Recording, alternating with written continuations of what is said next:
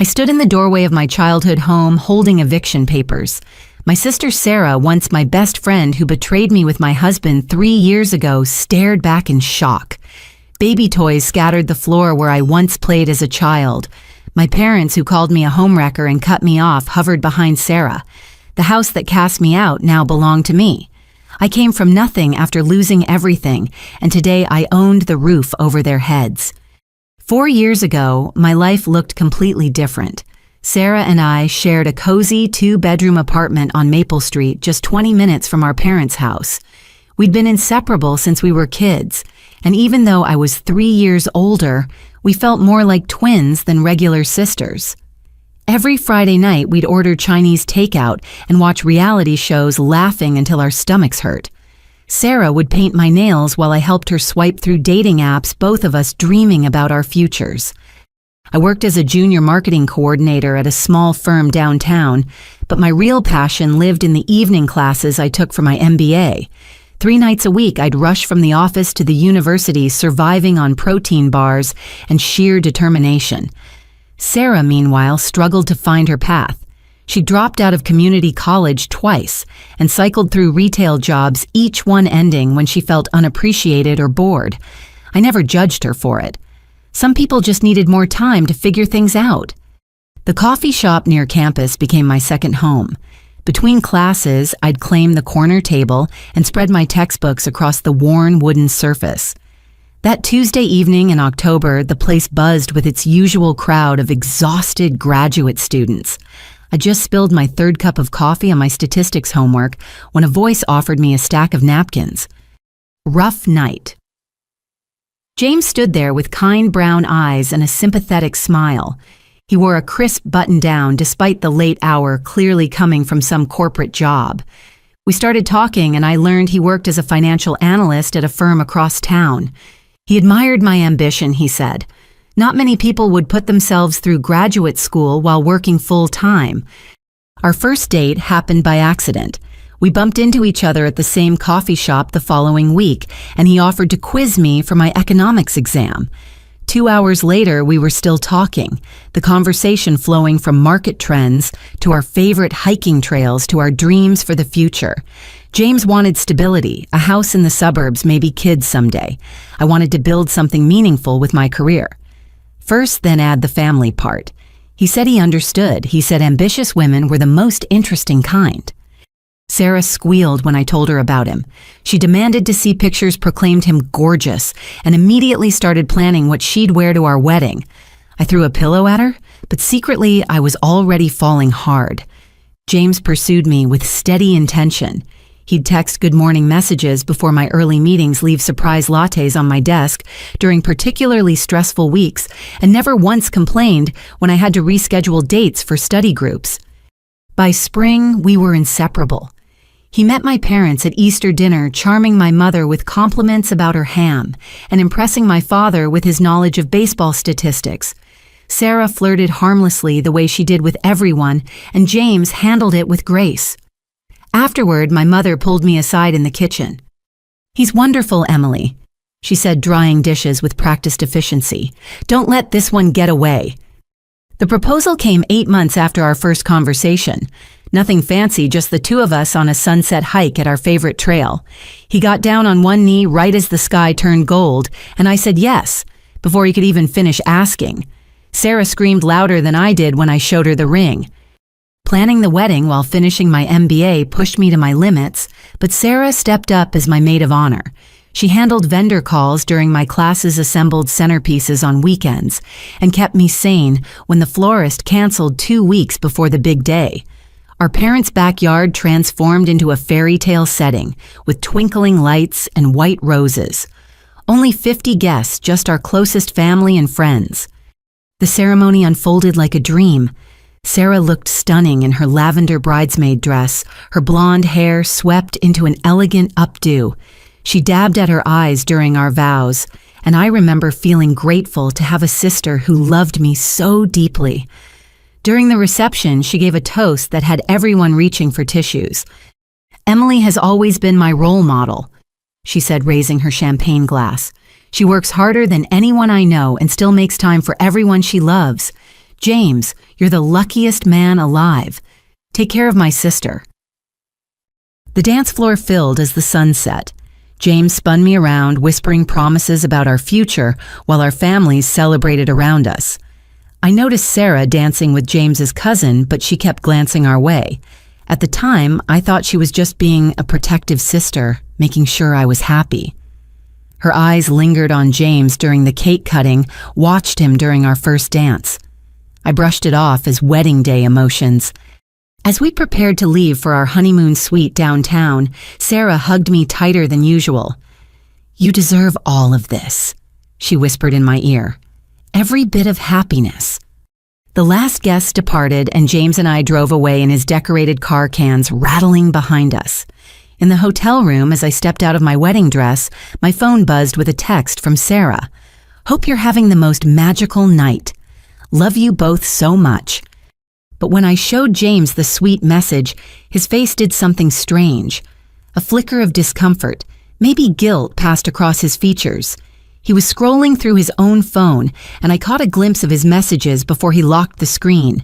Sarah's name appeared multiple times in his recent texts. "Everything okay?" I asked, hanging my dress carefully in the closet.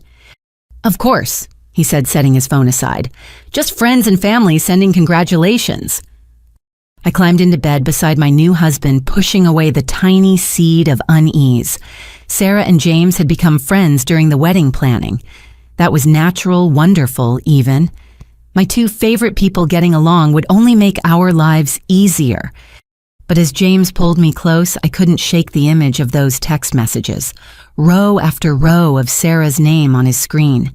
When had they exchanged numbers? Why were they texting on our wedding night? "Actually," James said suddenly, as if reading my thoughts, "Sarah was just checking that we made it to the hotel safely. She was worried about us driving after drinking champagne. You know how she is." I did know how she was. Sarah worried about everyone, especially me. The explanation made perfect sense. I curled into my husband's arms, telling myself I was being paranoid. The stress of wedding planning and graduate school had made me see problems where none existed. Sarah loved me. James loved me. Everything in my life was finally falling into place. Outside our hotel window, the city lights glittered with promise. Tomorrow we'd fly to Hawaii for a week of paradise before returning to start our married life. I had my sister, my husband, my family, my education, and my career. What could possibly go wrong 6 months after our Hawaiian honeymoon married life had settled into a comfortable rhythm? I'd wake at 5:30 each morning, kiss James goodbye as he mumbled sleepily, and head to the gym before work. My days blurred together in a whirlwind of client meetings, campaign proposals, and graduate school assignments. 3 nights a week, I'd rush straight from the office to campus, eating granola bars in traffic while reviewing my notes. James seemed supportive, though he'd started making small comments. Another late night, he'd ask when I'd stumble home at 10 o'clock, textbooks weighing down my shoulder bag. "I barely see you anymore." I'd apologize, promise it was temporary, just until I finished my degree. He'd nod and heat up the dinner he'd eaten alone. The call came on a rainy Thursday afternoon. Sarah's voice trembled through the phone as I sat in my cubicle reviewing marketing analytics. "I lost my job again," she said. "The manager at the boutique said I wasn't a good fit for their brand image. Can you believe that I showed up every single day for 3 weeks?" I closed my eyes, pushing down frustration. This was her 4th job in 6 months. "I'm sorry, Sarah. What happened?" "Nothing happened. She just didn't like me. Said I spent too much time on my phone and came back late from breaks, but everyone does that." Her voice pitched higher. "Mom and Dad can't help me with rent this month. They're already stretched thin with Dad's medical bills from his back surgery." The solution came from James that evening. We were eating takeout Thai food in our living room, and I'd mentioned Sarah's situation. He set down his pad Thai, looking thoughtful. "Why doesn't she stay with us for a while?" he suggested. "Just until she gets back on her feet. We have that spare bedroom doing nothing but collecting dust." I hesitated, twirling noodles on my fork. Living with Sarah again felt like stepping backward, but she was my sister. "Are you sure it might be a few months before she finds something stable?" "Family helps family. James said, reaching over to squeeze my hand. Besides, she could help around the house while you're busy with school. Maybe cook some real dinners instead of all this takeout. The logic made sense. Sarah moved in that weekend with 3 suitcases and grateful tears. She threw her arms around James, thanking him for being the best brother-in-law in the world. He patted her back awkwardly, shooting me a smile over her shoulder. At first, everything seemed perfect. I'd come home from late classes to find the apartment spotless, laundry folded, and dinner warming in the oven. Sarah had discovered a talent for cooking, experimenting with recipes she found online. She'd greet me with stories about her day job applications. She'd submitted funny videos she'd watched. The apartment felt livelier with her there. But subtle shifts began almost immediately. Sarah started dressing differently. Instead of her usual loungewear, she'd wear sundresses around the house, full makeup by noon. When I commented on it, she laughed. I read that getting dressed properly helps with job search motivation. She explained adjusting a dress that looked suspiciously like one from my closet. Besides, I can't look like a slob when you two come home all professional. Her cooking became elaborate productions timed precisely for James's arrival. She'd have appetizers ready at 6:15 just as his key turned in the lock. The table would be set with our wedding china candles, lit music playing softly. I'd stumble in an hour or two later to find them laughing over empty wine glasses, my plate covered in foil. "We tried to wait," Sarah would say apologetically, but everything was getting cold. One evening, I arrived home earlier than expected after my professor canceled class. Soft jazz floated from the kitchen where Sarah stood at the stove, wearing my favorite black dress, the one I'd worn to my company holiday party. James sat at the counter, tie loosened, watching her cook with an expression I couldn't quite read. "Emily." Sarah spun around, nearly dropping her wooden spoon. "You're home early. I was just telling James about this crazy interview I had today." "In my dress." The words came out sharper than intended. Her cheeks flushed. "Oh my God, I'm so sorry. I had an interview this afternoon at that upscale restaurant downtown, and I panicked because none of my clothes seemed nice enough.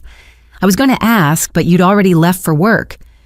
"It's fine," I said, though something cold settled in my stomach. "How did the interview go?" She launched into a story about the restaurant manager while I changed clothes, but I noticed she never quite explained why she was still wearing my dress at 7 in the evening, or why she'd chosen the one that showed the most skin. Weekend dynamics shifted too. Sarah inserted herself into every activity. Saturday morning farmers market trips became a threesome. Sunday brunches with James's parents included a fourth-place setting. Movie nights on the couch ended with Sarah wedged between us, sharing our popcorn bowl. "I feel like such a third wheel," she'd say while making no move to give us space. "You two are just so perfect together. I hope I find something like this someday." My study group met at our apartment one Wednesday evening. We'd spread materials across the dining room table, deep in discussion about supply chain management, when Sarah emerged from her room. She wore yoga pants and a sports bra hair in a messy bun that somehow looked artfully arranged. "Don't mind me," she chirped, bending deeply to retrieve something from a low cabinet. "Just grabbing a snack." My male classmates lost focus immediately. Sarah chatted with them briefly, laughing at their jokes, touching shoulders, as she reached across the table for grapes. After she finally retreated to her room, the study session never quite recovered. "Your sister's really something," one of them commented as they packed up to leave. "Is she seeing anyone?" James worked late more often, texting apologies about client dinners and deadline pressures. Sarah would keep me company, painting our nails and gossiping like old times.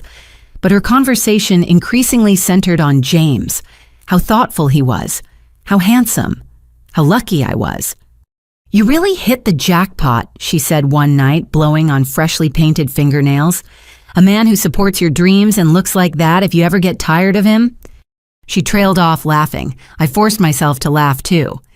Then came the day I'll never forget. A morning lecture got canceled at the last minute due to a professor's family emergency. Instead of heading to the library, I decided to go home and grab materials I'd forgotten. The apartment building sat quiet at 11 on a Tuesday morning. I climbed the stairs, mind already on the afternoon's presentations. My key slid silently into the lock. I pushed open the door, calling out, "Sarah, I'm just grabbing some files." No response. Her bedroom door stood open, bed unmade. I walked toward our bedroom to retrieve my folders from the desk. The door was cracked, and through the gap, I saw movement. Sarah stood in front of our full-length mirror, and my brain struggled to process what I was seeing. White lace, delicate silk. The lingerie set James had given me for Valentine's Day, the one I'd only worn once. She turned sideways, running her hands over the fabric, admiring herself from different angles. I must have made a sound because she whipped around, eyes wide with shock. For a moment, we just stared at each other, my little sister wearing my wedding lingerie in my bedroom. "Emily." She grabbed my robe from the bed, wrapping it around herself. "Oh my God, this isn't what it looks like." "Really?" My voice came out steadier than I felt. "Because it looks like you're trying on my lingerie, the set my husband gave me." Tears immediately pooled in her eyes. "I know how this must seem. I was doing laundry and I saw it in your drawer and I've never owned anything so beautiful. I wanted to see how it would feel to wear something so expensive, just for a second. So you went through my drawers." The drawer was already open. I was putting your clothes away, trying to help. She clutched the robe tighter. "I'm so embarrassed. Please don't tell James. He already thinks I'm such a mess." The tears looked real. The explanation almost made sense. Sarah had always coveted my things, even as children. I'd find her trying on my prom dress, borrowing my jewelry without asking. This was just another version of the same behavior. "Just take it off," I said finally, "and stay out of our room." She nodded frantically, backing toward the bathroom. "I'm so sorry, Emily. It won't happen again, I promise." I grabbed my folders and left, skipping the library to sit in my car in the campus parking lot. My hands shook as I tried to process what I'd witnessed. The image wouldn't leave my mind. Sarah in white lace admiring herself in the mirror where I got dressed every morning. The lingerie that was meant to be special, intimate between James and me. Was I overreacting? She was my sister. She'd always had boundary issues, but this felt different. The cooking, the dresses, the lingerie. A pattern was emerging that I didn't want to see. That evening, I said nothing to James. Sarah acted extra helpful, setting the table with origami napkins, complimenting my presentation skills, asking James about his day with just the right amount of polite interest. Normal sister-in-law behavior, nothing inappropriate. But when she handed him his dinner plate, their fingers brushed. And this time, I was watching. This time I saw how she let the contact linger just a beat too long. This time I noticed how James's ears turned pink. I pushed food around my plate, Sarah's explanation echoing in my mind. Just trying it on for fun. Just wanted to see how it felt. Just for a second. The first crack in my marriage was hairline thin, barely visible. But I could feel it spreading, spiderwebbing through the foundation of everything I'd built. I just didn't know yet how deep it would go, or how much it would cost me to pretend I couldn't see it, growing wider every day. The email arrived on a Monday morning that had already started badly. James and I had argued over breakfast about my schedule, Sarah had used the last of my expensive shampoo, and traffic made me 15 minutes late to work. But when I opened my laptop and saw the message from Peterson Enterprises, everything else faded away. "Congratulations, Emily. We're pleased to offer you the strategic marketing internship position." 6 months of applications, 3 rounds of interviews, and 1 nerve-wracking presentation had led to this moment. Peterson Enterprises represented everything I'd worked toward. A Fortune 500 company with a marketing department that set industry standards. The internship was unpaid but would provide invaluable experience and connections. The catch evening hours 3 times per week, plus occasional weekends. I called James, immediately buzzing with excitement. His response felt measured, careful. "That's great, honey," he said, his voice competing with background office noise. "But 3 nights a week on top of your classes. When will you be home?" "It's only for 4 months." I explained, pacing the empty conference room where I'd taken refuge. This could change everything for my career. A pause stretched between us. We'll figure it out. Sarah's here to help anyway. That evening, I shared the news over dinner.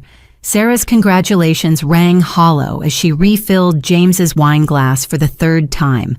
She'd made coq au vin, a dish that must have taken hours presented on our best plates, with garnishes that belonged in a restaurant. So you'll be gone Monday, Wednesday, and Friday nights now. Sarah tallied on her fingers. Plus Tuesday and Thursday classes. The internship is only until 9. I said, defensive without knowing why. I'll be home by 9:30. James cut his chicken with precise movements. That's if traffic cooperates, and if they don't keep you late. They will, Sarah added softly. These big companies always expect more than they say. My friend worked at a similar place and practically lived there. I looked between them, something shifting in the room's dynamics. When had they become a united front? When had my achievements become inconveniences? This is a huge opportunity, I said. Professor Williams thinks they might offer me a full-time position after graduation. Of course it is. James's smile didn't reach his eyes. I just miss my wife. Sarah stood to clear plates, her hand briefly touching James's shoulder. Don't worry. I'll make sure you don't starve while Emily conquers the corporate world. The internship exceeded every expectation. I worked with brilliant minds on campaigns for major brands, attended strategy meetings where millions of dollars hung on single decisions, and found mentors who pushed me beyond my comfort zone. My supervisor, Patricia Chen, became everything I aspired to be, sharp, successful, and somehow balancing a thriving career with raising twin daughters. The key, she told me one evening as we reviewed analytics reports, is having a partner who sees your success as their success too. My husband celebrates my wins harder than I do. I nodded, thinking of James's lukewarm reception to my latest project approval. He'd been asleep on the couch when I got home at 10:15, Sarah curled up on the opposite end watching a romantic comedy. They'd ordered pizza but hadn't saved me any. 3 weeks into the internship, Professor Williams pulled me aside after class. His usually serious face broke into a rare smile. Emily, I have extraordinary news. The Journal of Marketing Excellence wants to publish your thesis on digital consumer behavior, with some revisions, of course. My knees nearly buckled. Academic publication as a graduate student was almost unheard of. It would set me apart in any job search, open doors I hadn't dared imagine. The revisions would require significant additional work, late nights in the library, weekend writing sessions. But how could I say no? This is what separates good marketers from great ones, Professor Williams continued. The willingness to go above and beyond. I'm proud of you. I floated home mentally, reorganizing my schedule to accommodate the revisions. Sarah's car sat in my usual parking spot, forcing me to park a block away. Small annoyances like this had become routine. Using my products, taking my spaces, claiming territories that weren't hers. Inside, candles flickered on the dining table. Sarah had outdone herself again. Some sort of pasta dish that belonged in a food magazine, complete with fresh herbs and homemade bread. She wore another of my dresses, the blue one James had bought me for my birthday. We already ate, she announced, not meeting my eyes. James had a hard day and needed to decompress. Your plate's in the microwave. I found them on the couch watching another movie, sitting closer than necessary on the large sectional. Sarah's legs were tucked under her, angled toward James. He stared at the screen with determined focus. My thesis is being published, I announced to the room. James muted the television. Published? What does that mean?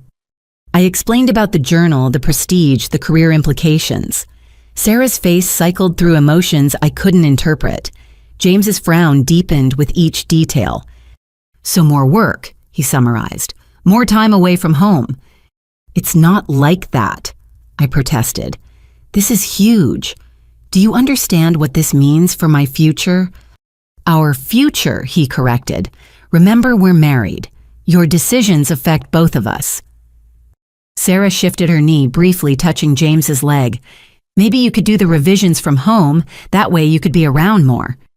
The research materials are at the university library, and I need quiet to focus. Right.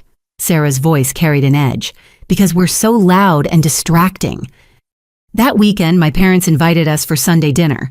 I almost declined needing to work on my thesis, but James insisted. Family time was important, he said. We couldn't neglect relationships for career ambitions. We arrived to find the dining room table extended Mom's best china gleaming. Pot roast filled the house with familiar scents. Dad hugged me briefly before turning his attention to James discussing football while I helped in the kitchen. "You look tired," Mom observed, handing me potatoes to mash. "All this school and work. Are you taking care of yourself?" "I'm fine, just busy with exciting things." She hummed non-committally. Through the kitchen window, I watched Sarah in the backyard laughing at something James had said. When had they become so comfortable together? During dinner, the conversation stayed surface level until Mom cleared her throat meaningfully. "Sarah tells us you're never home anymore," she said, passing the green beans. "That can't be good for a new marriage." I nearly choked on my water. "Sarah tells you—" "We talk every day," Sarah confirmed, not looking up from her plate. "Mom likes to know how everyone's doing. And what I'm hearing concerns me," Mom continued. "James is a good man, patient, understanding. But every man has limits." Dad nodded sagely. "Your career won't keep you warm at night, Princess." "My career is important to me," I said carefully. "James knew that when he married me." "People change," Sarah murmured. "Priorities shift. Sometimes what we think we want isn't what we really need." James reached for the salt, his wedding ring catching the light. "I support Emily's ambitions. I just wish they left more time for us." The rest of dinner passed in strained politeness. During dessert, Sarah mentioned she'd started taking cooking classes at the community center. James praised her dedication, saying her culinary skills had transformed their eating habits. They discussed recipes while my mother beamed approval and I pushed apple pie around my plate. Driving home, the silence stretched until James finally spoke. "Your family's worried about you." "They're worried about you," I corrected. "About whether you're being properly taken care of." "Is that so wrong for a wife to take care of her husband?" "I do take care of you, just not with elaborate dinners every night." He pulled into our apartment complex, parking in the spot I usually used. Sarah's car occupied the space closer to the door. "I found something today," he said quietly, not moving to get out. "While looking for stamps in your desk." My stomach dropped. "What?" "Birth control pills, in Sarah's bathroom drawer, hidden behind towels." The world tilted. "You were in Sarah's bathroom." "The main bathroom was out of toilet paper, but that's not the point." He turned to face me. "Why would she hide birth control? She hasn't dated anyone since moving in." A reasonable question, a concerning discovery. But all I could focus on was James casually admitting he'd been in Sarah's private space going through her belongings. "Maybe she's planning ahead," I offered weakly, "or has someone she hasn't mentioned." "Maybe." He didn't sound convinced. We climbed the stairs in silence. Inside, Sarah had dessert waiting. Homemade tiramisu, because of course she did. She'd changed into pajamas, fresh-faced and innocent-looking. "How was dinner with the parents?" she asked brightly. "Did Mom make her famous pot roast?" "It was enlightening," I said, accepting a plate I didn't want. "Apparently you talk to her every day." "Is that weird? She's my mom too." Sarah licked cream from her spoon. "Someone has to keep her updated since you're always so busy." The tiramisu was perfect. Everything Sarah made was perfect. Perfect food for my perfect husband in my perfect home that increasingly felt like a stage where I'd forgotten my lines. I excused myself to work on my thesis, leaving them to their dessert, and whatever easy conversation flowed when I wasn't there to complicate things with my ambitions and achievements. In the spare room I'd converted to an office, I stared at my laptop screen. The cursor blinked accusingly on a blank page. 20 pages of revisions needed by month's end, a full-time job that demanded excellence, an internship that could launch my career, a marriage growing colder by the day, a sister whose motivations blurred like watercolors in rain. Through the thin walls, I heard laughter, Sarah's bright giggle, James's deeper rumble, the clink of plates being washed together, domestic harmony playing out while I sat alone with my ambitions. I opened my planner counting days until the internship ended, until graduation, until Sarah found a job and moved out, until life returned to normal. But watching dates march across calendar squares, I wondered if normal had already slipped away, if it had started dissolving the day Sarah arrived with her suitcases and grateful tears. My phone buzzed, an email from Patricia at Peterson Enterprises. Excellent work on the Morrison campaign. The client specifically praised your innovation. Let's discuss your future with the company next week. I should have felt elated. Instead, I felt the weight of success pressing down like a stone. Every achievement pushed me further from the life everyone expected me to live. Every accolade became evidence of my failure as a wife. But I forwarded the email to Professor Williams anyway, added a meeting with Patricia to my calendar, returned to my thesis revisions. Because if I was going to lose everything else, at least I'd have the career I'd sacrificed it all to build. Through the walls, the laughter continued. My husband and my sister finding joy in my absence, the sound of a future I couldn't quite see, yet gathering like storm clouds on a clear day. All I could do was keep typing, building my arc of accomplishments before the flood arrived. The days blurred together as November crept toward December. My thesis defense loomed just 3 weeks away, and I lived on coffee and determination. The apartment became a maze of textbooks, printed research papers, and sticky notes, covering every surface of my makeshift office. Some nights I fell asleep at my desk, waking with keyboard imprints on my cheek and Sarah's concerned face hovering above me. "You're killing yourself," she'd say, draping a blanket over my shoulders. "James is worried sick." But James seemed less worried and more absent. Client dinners stretched later. Weekend golf games with colleagues became mandatory networking. He'd arrive home after 11, sliding into bed, reeking of whiskey and expensive cologne. When I tried to share my thesis progress, his eyes would glaze over. "That's great, honey," became his standard response, always followed by a jaw-cracking yawn. The morning of our anniversary arrived with Seattle's typical December drizzle. 2 years married.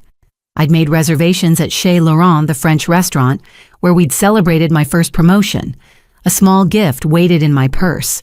Nothing elaborate, just a watch he'd admired months ago. I texted him a reminder at lunch. His response came 3 hours later. "Shit, emergency client meeting tonight, rain check." I canceled the reservation from my office desk, watching Patricia's team celebrate a successful campaign launch in the conference room. Through the glass, their champagne toasts and laughter felt like scenes from someone else's life. My own celebration would wait for a more convenient time, always waiting. Sarah had prepared a feast when I arrived home at 7. Roasted duck with cherry sauce, baby potatoes, vegetables arranged like art. She'd even baked a small cake decorated with "Happy Anniversary" in delicate script. "I thought you two might want to celebrate at home instead." She explained, adjusting the candles she'd lit, more intimate than a crowded restaurant. "James isn't coming. Work emergency." Her face fell with practiced sympathy. "Oh, Emily, on your anniversary, that's awful." We ate in relative silence, the empty third place setting accusatory. Sarah kept refilling my wine glass, chattering about her latest job interviews. A funny thing she'd seen at the grocery store, anything to fill the void. Around 9, she produced the cake with 2 lit candles. "Make a wish," she urged. I closed my eyes, wishing for too many things. For my husband to choose us over work. For my sister to find her own life. For the strength to survive 3 more weeks until graduation. The candles went out in a single breath. "What did you wish for?" Sarah asked. "Can't tell you, then it won't come true." She smiled sadly. "Some wishes don't come true anyway." James stumbled in after midnight, apologizing sloppily. I pretended to be asleep, listening as he crashed around the bathroom. The mattress dipped with his weight, but he stayed on his side, an ocean of cold sheets between us. In the darkness, I wondered when we'd become strangers who happened to share a bed. The next evening, I stayed late in the library, surrounded by research materials. My phone buzzed with texts from Sarah about dinner getting cold, but I couldn't face another performance of domestic bliss. Around 10, I finally packed up exhaustion, making my movements clumsy. The apartment windows glowed warmly as I approached. Through the sheer curtains, I could see movement in the living room. I climbed the stairs quietly, keys ready, but paused at the sound of voices floating through the door. "Can't keep doing this." James's voice thick with something I couldn't identify. "Doing what?" Sarah's response artificially innocent. "You know what? The dinners, the touching the looks. Emily's not stupid." My hand froze on the doorknob. Through the gap under the door, shadows moved. "I don't know what you mean." Sarah's voice dropped lower. "I'm just trying to help. You're both so unhappy." "That's between me and my wife." "Your wife who's never here, who prioritizes everything else above you." A pause. "I see how lonely you are, James. I'm lonely too." "Sarah, please." "Please what? Please stop caring about you. Please pretend I don't notice how she takes you for granted." I should have burst in, should have confronted them. Instead, I stood frozen, ear pressed to wood like a character in the soap operas Sarah loved. "You're twisting things," James said weakly. "Emily loves me." Love isn't just a word, it's actions, presence. When's the last time she cooked for you? Asked about your day without checking her phone? Made you feel like a priority? The silence stretched so long I thought they'd move to another room. Then Sarah spoke again, so quiet I almost missed it. "I would never make you feel second best." My key scraped in the lock, loud as a gunshot. By the time I opened the door, they stood on opposite sides of the room, James by the window, Sarah near the kitchen. Both looked guilty caught, though technically they'd done nothing wrong. Just talking. Just standing in my living room having conversations about my marriage. "Hey," I said, setting my bag down with deliberate calm. "What's going on?" "Nothing," Sarah chirped. "James just got home. I kept dinner warm for you both." "I'm not hungry." I looked at James, who studied the carpet intently. "Long day." He nodded, still not meeting my eyes. "Yeah, you..." "Productive. My defense preparation is almost complete." "That's good." He moved toward the bedroom. "I'm going to shower." Sarah busied herself in the kitchen, clanging dishes unnecessarily. I stood between them in my own home, feeling like an intruder. The walls held secrets now, conversations that happened in my absence, connections forming while I chased dreams they didn't share. That night, I lay awake analyzing every interaction from the past months: Sarah's arrival, the elaborate dinners, the lingerie incident, James's distance. The pieces formed a picture I didn't want to see, but maybe I was paranoid. Maybe stress was making me imagine things. Maybe my sister and husband had simply become friends, bonding over my absence. The next few days passed in careful avoidance. I left early, returned late, buried myself in work. Sarah maintained her helpful facade, but something had shifted. She watched me now, calculating. James grew more distant, working late every night that week. Friday afternoon, I decided to surprise him.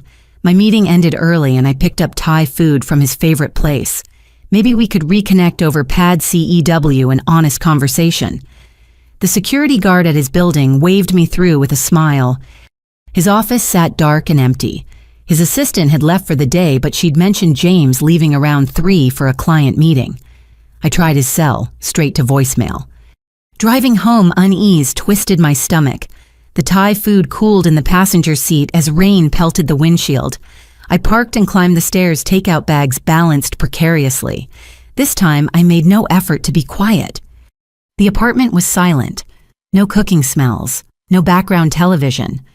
Sarah's door stood open, room empty. Relief and worry battled in my chest. Maybe she'd finally gone on one of those interviews she constantly mentioned. I set the food on the counter and moved toward our bedroom to change clothes. The door was closed, unusual for the afternoon. I pushed it open. My brain couldn't process the scene immediately. Hair on my pillows, blonde hair spread across the navy pillowcases I'd bought last month. But that wasn't the worst part. The worst part was recognizing the pattern of Sarah's breathing, heavy with sleep tangled in my sheets. Alone, but the bed showed clear evidence of 2 bodies. The indentation on James's side still warm. My gasp woke her. She sat up, clutching the sheet to her chest, eyes wide with practiced innocence. "Emily, you're home early." "Get out." My voice came from somewhere deep primal. "Get out of my bed." "It's not what you think." She scrambled for her clothes, my robe, always my things. "I had a terrible migraine. The apartment was so bright, and your room has those blackout curtains." "Where's James?" "James, I don't know. Working." She'd managed to wrap herself in my robe, standing now defensive. "Why would I know where your husband is?" I pointed to the bed. 2 pillows disturbed. Both sides clearly slept on. "You're being crazy. I move around when I sleep." She pushed past me. "I can't believe you're accusing me of—" "God, Emily, I'm your sister." She fled to her room, slamming the door. I stood in my bedroom, staring at the rumpled sheets, inhaling the mixture of her perfume and his cologne. My safe space violated. My sanctuary turned crime scene. With shaking hands, I stripped the bed-stuffing sheets into the washing machine. The Thai food sat forgotten on the counter. My phone rang. James. "Hey, sorry I missed your call. Client ran late. Should I pick up dinner?" "I brought Thai." My voice sounded normal. How did it sound normal? "Where are you?" "Just leaving the office now. Be home in 20. The office he'd left at 3. The meeting that lasted 6 hours. The lies that fell from his lips like autumn leaves. I hung up without responding. When James arrived, I was sitting at the kitchen table with 2 plates of cold Thai food. Sarah had emerged from her room fully dressed and makeup perfect. She busied herself wiping clean counters, avoiding my gaze. "Smells good," James said, kissing my cheek. His lips felt like betrayal. "Sorry about the late meeting. You know how clients can be." "Which client?" I asked pleasantly. He paused, hanging his jacket. "Morrison Industries, finalizing the Q4 campaign." "Funny. I had lunch with Patricia today. She mentioned Morrison approved everything yesterday." The silence stretched taut. Sarah dropped a glass in the sink. It shattered the sound explosive in the quiet apartment. "I'm so clumsy." She laughed nervously, reaching for paper towels. "Don't," I stood. "Don't touch anything else of mine." I walked to our bedroom, closing the door firmly behind me. Through the thin walls, I heard urgent whispers, James's deeper tones mixing with Sarah's higher pitch. Plotting, planning, deciding how to handle the wife who'd become an inconvenience to their growing bond.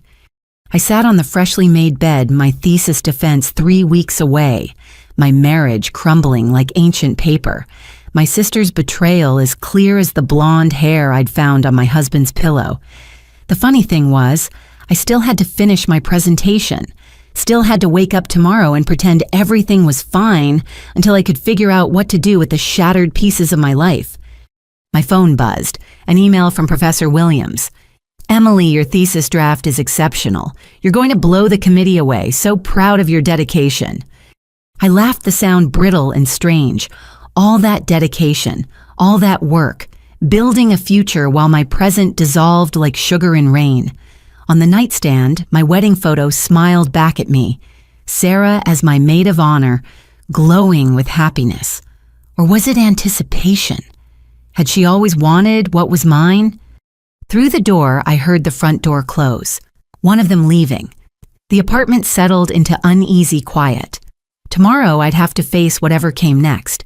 But tonight I sat in my violated bedroom, surrounded by the ghosts of trust and love, wondering how I'd missed the moment my life became a tragedy dressed up like a romantic comedy. The kind where everyone gets what they want, except the woman who was too busy achieving her dreams to notice she was losing everything else. The 3 weeks between finding Sarah in my bed and my thesis defense passed in a blur of purposeful denial. I threw myself into preparation with manic intensity, surviving on 4 hours of sleep and pure adrenaline. If my marriage was ending, at least I'd have my degree. If my family was fracturing, I'd build a career worth the sacrifice. James and I moved around each other like ghosts sharing a haunted house. He slept on the couch most nights, claiming my late-night typing kept him awake. Sarah maintained her innocence with wounded dignity, playing the misunderstood sister to perfection. She still cooked elaborate meals I didn't eat, still wore my clothes while swearing she'd asked permission I didn't remember giving. The morning of my defense, I dressed carefully in my best suit, navy blue, the one that made me feel powerful and capable. James had already left for work, but Sarah sat at the kitchen table picking at a bowl of yogurt. "Good luck today," she offered, not meeting my eyes. "I know how much this means to you." "Thanks."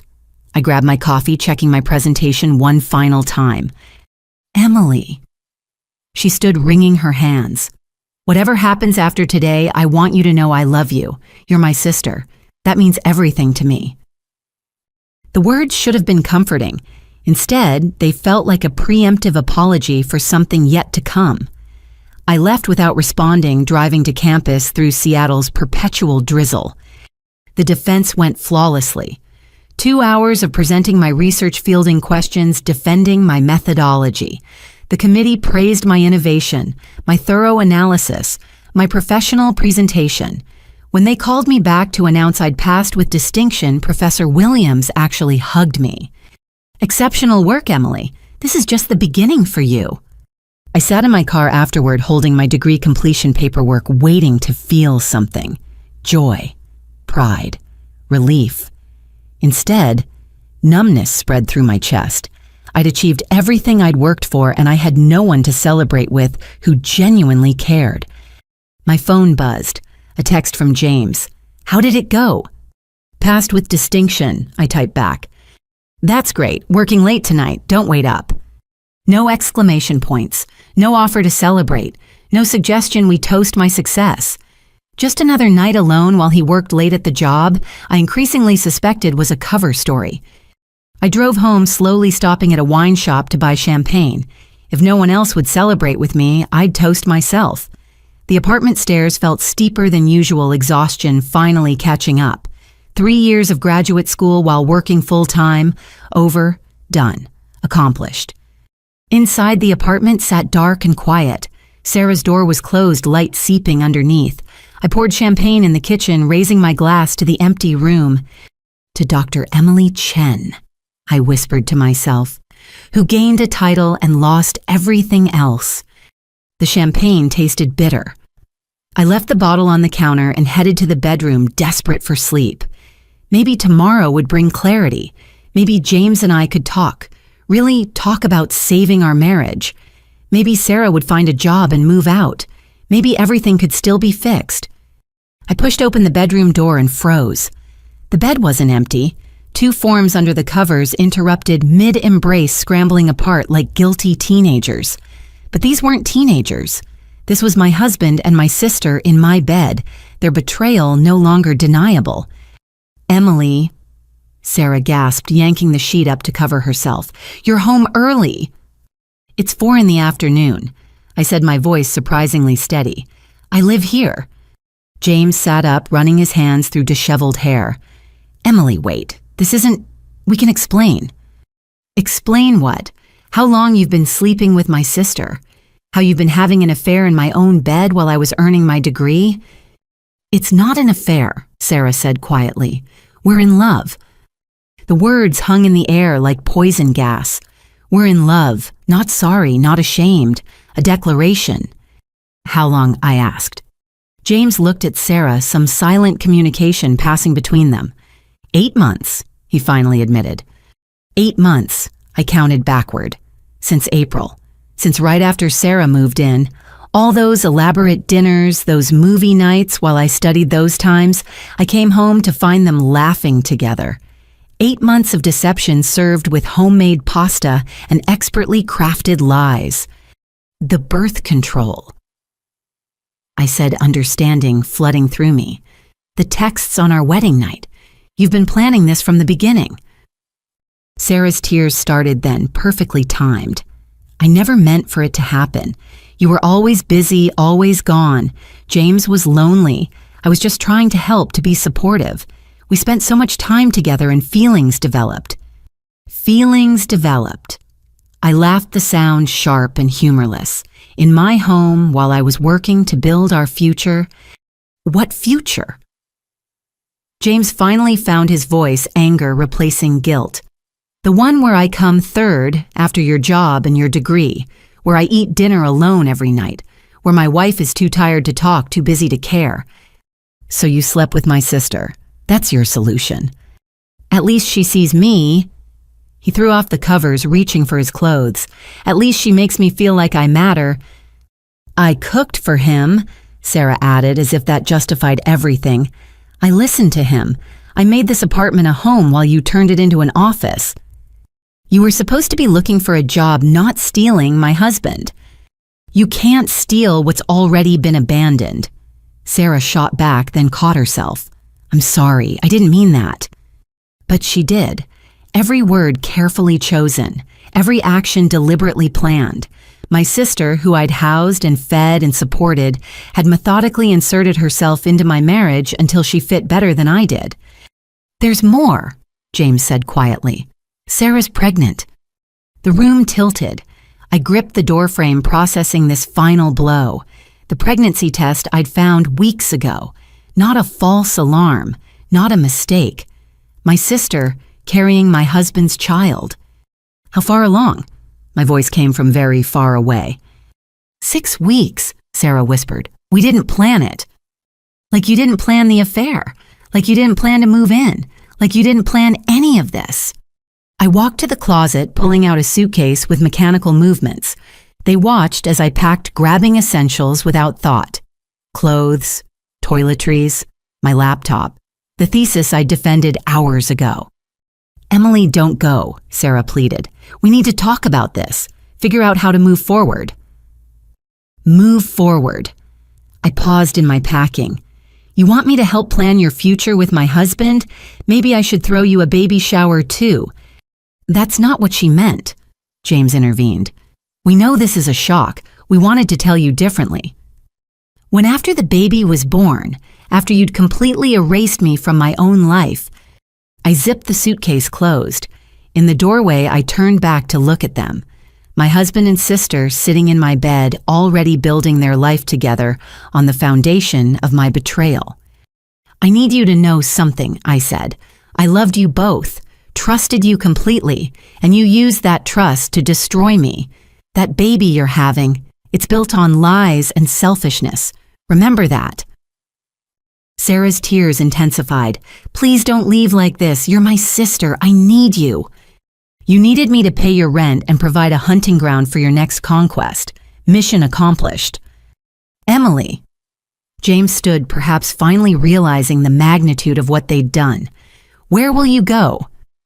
Away from here. My lawyer will be in touch about the divorce. Your parents, Sarah called out as I reached the front door. They need to hear this from us. Together, as a family. I laughed again, harsh and bitter. Family. You destroyed that word for me. Tell them whatever you want. I'm sure you'll spin it beautifully. Poor pregnant Sarah seduced by her sister's neglectful husband. They'll probably throw you a party. The last thing I saw before closing the door was them reaching for each other, taking comfort in their shared guilt. 8 months of lies revealed in a single afternoon. My thesis defense morning had become my marriage's funeral by evening. I sat in my car in the parking lot, suitcase in the back, nowhere to go. My phone rang.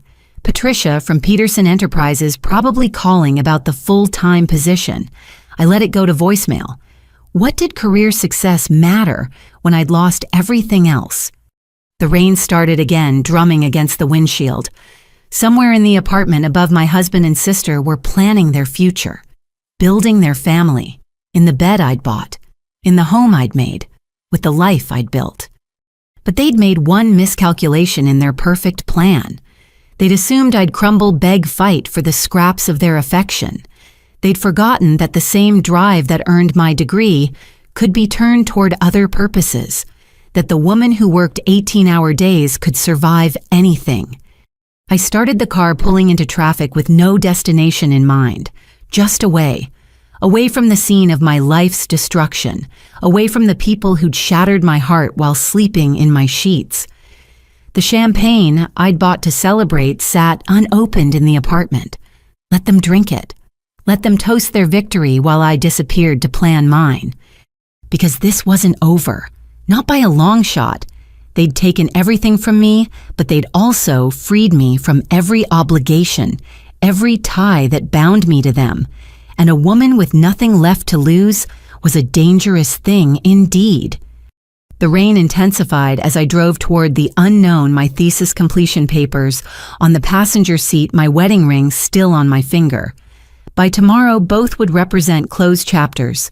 But tonight, I drove through Seattle's wet streets, a ghost of my former self already plotting resurrection.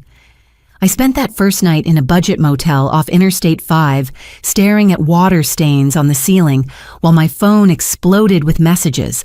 43 texts, 18 missed calls. The digital chorus of people suddenly interested in my well-being now that I'd disrupted their comfortable narrative. By morning, I'd made 2 decisions. First, I needed somewhere to stay that wasn't crawling with bedbugs. Second, I had to face my parents. Better to control the story than let Sarah and James craft their version unopposed. My coworker Jennifer had mentioned her sister was traveling for 3 months, needed someone to house sit. One phone call later, I had a temporary refuge. A small condo in Fremont, fully furnished, blessing me with anonymity and distance from the wreckage of my life. I drove to my parents' house on Saturday morning, finding both cars in the driveway. Through the kitchen window, I could see Mom washing dishes while Dad read his newspaper. Normal, peaceful, about to be shattered. Mom answered my knock with flour-dusted hands. "Emily, what a surprise. We weren't expecting you." "Can I come in? We need to talk." Her smile faltered at my tone. "Of course. Your father's in the living room." I followed her inside. Memories assault me from every corner. Family photos lined the walls, Sarah and me at Christmas, Easter, birthdays, smiling sisters who shared everything. The irony tasted metallic. Dad looked up from his paper. "Princess, how did the thesis defense go? Sarah mentioned it was yesterday." "I passed with distinction." I sat across from them, hands folded. "But that's not why I'm here." Mom perched on the arm of Dad's chair, concern creasing her features. "What's wrong? You look exhausted." "James and Sarah have been having an affair for 8 months. She's pregnant with his child." The words fell like bombs in the quiet room.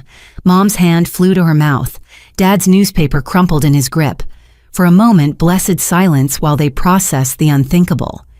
Then Mom spoke, and her words changed everything. "Oh, Emily, what did you do?" Not "how could they?" Not "are you all right?" But what did I do? As if their betrayal was my fault. As if I'd driven them together through some failing of my own. "What did I do?" I repeated slowly. "I went to graduate school, worked hard, trusted my family." Dad set down his mangled newspaper. "You have to admit you haven't been present in your marriage. James mentioned how lonely he's been." James mentioned... When did James mention this? They exchanged guilty looks. Mom twisted her wedding ring, a tell from my childhood when she'd been caught in something. "They came by last week," she admitted, "to tell us about the baby, to ask our blessing." The room spun. "They asked your blessing before telling me..." "They were scared," Mom said defensively. "They knew it would hurt you, but Emily, when 2 people fall in love..." In my house, while I supported her, "You've always been so focused on yourself." Dad's voice carried disappointment. "Your career, your education. Sarah puts family first. Maybe James realized what he was missing." I stared at these strangers wearing my parents' faces. "She destroyed my marriage, and you're defending her." "She didn't destroy anything that wasn't already broken," Mom said gently, as if explaining to a child. "A good wife makes her husband the center of her world. You made him an afterthought." "I was building our future." "You were building your future," Dad corrected. "James just happened to be along for the ride." They'd already chosen, already decided which daughter deserved their loyalty. The one who stayed close, who called daily, who played the role of devoted family member. Not the one who dared to dream beyond their expectations. "So you're taking their side?" Not a question, a statement of fact. "There are no sides." Mom reached for my hand. I pulled away. "We're all family. We need to work through this together." Family doesn't sleep with each other's spouses. Don't be crude, Dad snapped. Sarah made a mistake, but she's pregnant now. That baby is our grandchild, your niece or nephew. Are you really going to punish an innocent child? I'm not punishing anyone. I'm protecting myself from people who betrayed me.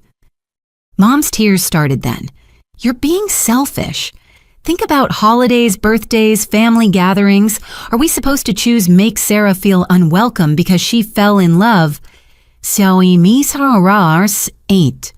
She fell in love with my husband. How are they not understanding this? Ex-husband, Dad said quietly. I assume you're divorcing him. Of course I am. Then what's the problem? You don't want him. Sarah does.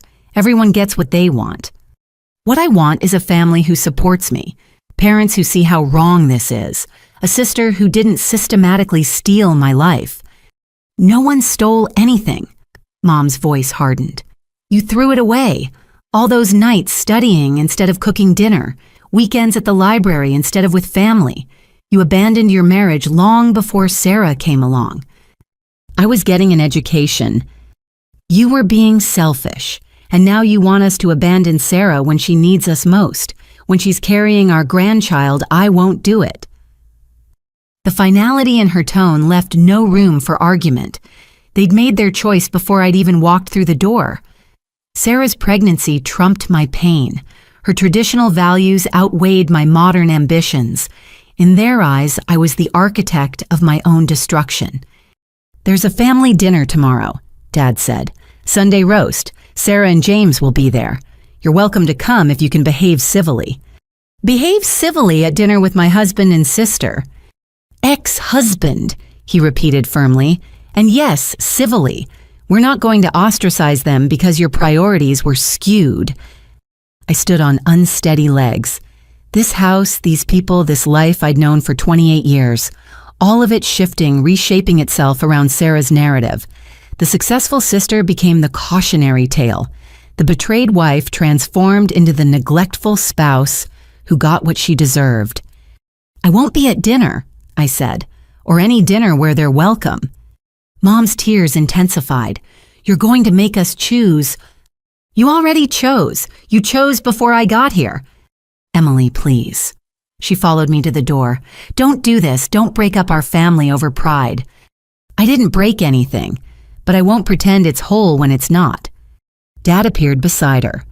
If you walk out that door, you're saying you matter more than family unity, that your hurt feelings are worth destroying 30 years of love. My hurt feelings, they had an 8-month affair. And you had a 3-year affair with your career, he shot back. Which one destroyed your marriage first? There was no point arguing. They'd rewritten history to make Sarah the heroine of a romance novel instead of the villain of a betrayal. I was the workaholic who'd driven her poor husband into her sister's loving arms, the cautionary tale they'd share at family gatherings I'd never attend. I'm going, I said. When you're ready to see the truth, you know how to reach me. The truth, Mom said bitterly, is that we're about to become grandparents, and you're making us choose between our daughters. That's the only truth that matters. I left them standing in the doorway of the house where I'd grown up, where I'd shared Christmas mornings and birthday parties and countless memories with the sister who'd stolen everything. They watched me drive away, probably already calling Sarah to report on my selfishness, my inability to forgive my insistence on making everything difficult.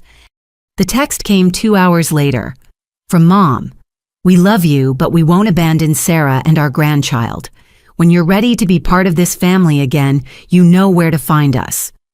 I deleted it, then I blocked both their numbers. My phone rang immediately after, extended family having received their marching orders. Aunt Linda wanted me to know I was being unreasonable. Cousin Marcus thought I should consider Sarah's happiness. Uncle Pete reminded me that forgiveness was divine. Block, block, block. By evening, I'd erased 23 contacts. Each deletion felt like cutting cancer from my life. These people who claimed to love me but couldn't see the cruelty in what Sarah had done, who painted me as the villain for having ambitions beyond domestic servitude. I sat in my borrowed condo surrounded by someone else's furniture, holding the tatters of my life. No husband, no home, no family. But I had my degree, my career, my integrity. The last text before I turned off my phone came from Sarah. Mom told me what happened. I'm sorry you're hurting, but someday you'll see this was for the best. James and I belong together. I hope you find someone who makes you as happy as he makes me. She signed it, Love always your sister. I threw my phone across the room. It hit the wall with a satisfying crack, the screen splintering like my family bonds. Love always. As if love meant anything coming from someone who'd methodically dismantled my life while smiling to my face. Tomorrow I'd buy a new phone, new number, new contacts who earned their place through loyalty instead of blood. Tonight I'd mourn the family I'd thought I had. The parents who were supposed to protect me, the sister who should have been my best friend, all of them choosing conditional love over unconditional support. But mourning would end with the sunrise, because every bridge they burned lit my path forward. Every rejection fueled my determination. They wanted me to crumble to beg for inclusion in their twisted family dynamic. Instead, I'd build something better, something stronger, something entirely mine. Let them have their Sunday dinners and shared delusions. Let them toast the happy couple and coo over ultrasound photos. I had work to do, a life to rebuild, success to achieve that would dwarf their small-minded definitions of happiness. The abandoned daughter would become the one who got away. And someday, when their perfect family showed its inevitable cracks, they'd remember the one who refused to pretend everything was fine, who chose truth over comfort, who walked away rather than drown in their dysfunction. But by then, I'd be too far gone to look back. January arrived with unusual snow blanketing Seattle in pristine white that made everything look deceptively clean. I'd started my new position at Peterson Enterprises, throwing myself into 12-hour days that kept darker thoughts at bay. The borrowed condo became my refuge, though I still jumped when the doorbell rang, half expecting family members to appear with more lectures about forgiveness. My lawyer Diane Krasnoff came highly recommended for contentious divorces. She sat across from me in her downtown office reviewing the papers James had filed. "He's requesting alimony," she said, sliding documents across her mahogany desk. "Claims you were the primary breadwinner, and he sacrificed career opportunities to support your education." I laughed sharp and bitter. "He makes $70,000 a year. I was barely making $50 while in school." "Yes, but now you're at Peterson making $90. He's arguing future earning potential." She adjusted her glasses. "There's also the matter of the house." "What about it? I made the down payment from my savings, my inheritance from Grandma." "Can you prove that bank records documentation?" "Of course." I pulled out the folder I'd assembled. $20,000 from my grandmother's estate. Here's the will, the transfer documents, everything. Diane reviewed the papers carefully. "This helps. Washington is a community property state, but inherited assets remain separate, if not commingled. Did you put his name on the deed?" My heart sank. "Yes. He said it would be our home together. That marriage meant sharing everything." "Then he has a claim, 50% at minimum." She made notes on her legal pad. "What about bank accounts?" "Joint accounts." He insisted it showed trust. Every decision made in love now weaponized against me. But I've noticed strange withdrawals over the past few months, large amounts I didn't authorize. "How large?" $15,000 total, maybe more. Cash withdrawals, transfers to accounts I don't recognize. Diane's expression darkened. "Pull all your bank statements. If he's been draining marital assets, we can fight back. But Emily, you need to prepare yourself. These cases get ugly, especially with the pregnancy involved." The word still felt like a punch. "She's not part of the divorce proceedings, is she?" "Not directly, but judges are human. A pregnant woman tends to evoke sympathy, especially if they paint you as the career-obsessed wife who neglected her family." That narrative again. The story everyone seemed eager to believe. I left Diane's office with a thicker folder and a thinner bank account, her retainer depleting my savings further. The next blow came at month's end. An invitation arrived at my office, expensive cardstock with elegant calligraphy. Sarah and James requested my presence at their wedding, February 14th, Valentine's Day. The audacity stole my breath. A sticky note in Sarah's handwriting. I know this is hard, but you're still my sister. Please come. It would mean everything. I fed it into the office shredder, watching their names disappear into ribbons. Patricia knocked on my door. Bad news. My sister's marrying my soon-to-be ex-husband on Valentine's Day. Her eyes widened. The sister who... Yes, that one. She sat across from me, professional mask slipping. My God, Emily, how are you even functioning? Work helps. Staying busy keeps me from thinking too much. Have you considered talking to someone? The company has excellent counseling services. I had considered it. But what would I say? My family chose my pregnant sister over me. Everyone thinks I deserved betrayal for daring to have ambitions. The therapist would probably suggest I examine my own role in the situation, find ways I'd contributed to my own abandonment. I'll think about it, I lied. The universe wasn't done with its cruelty. Grandma Charlotte died in early February, 2 days before the wedding I wouldn't attend.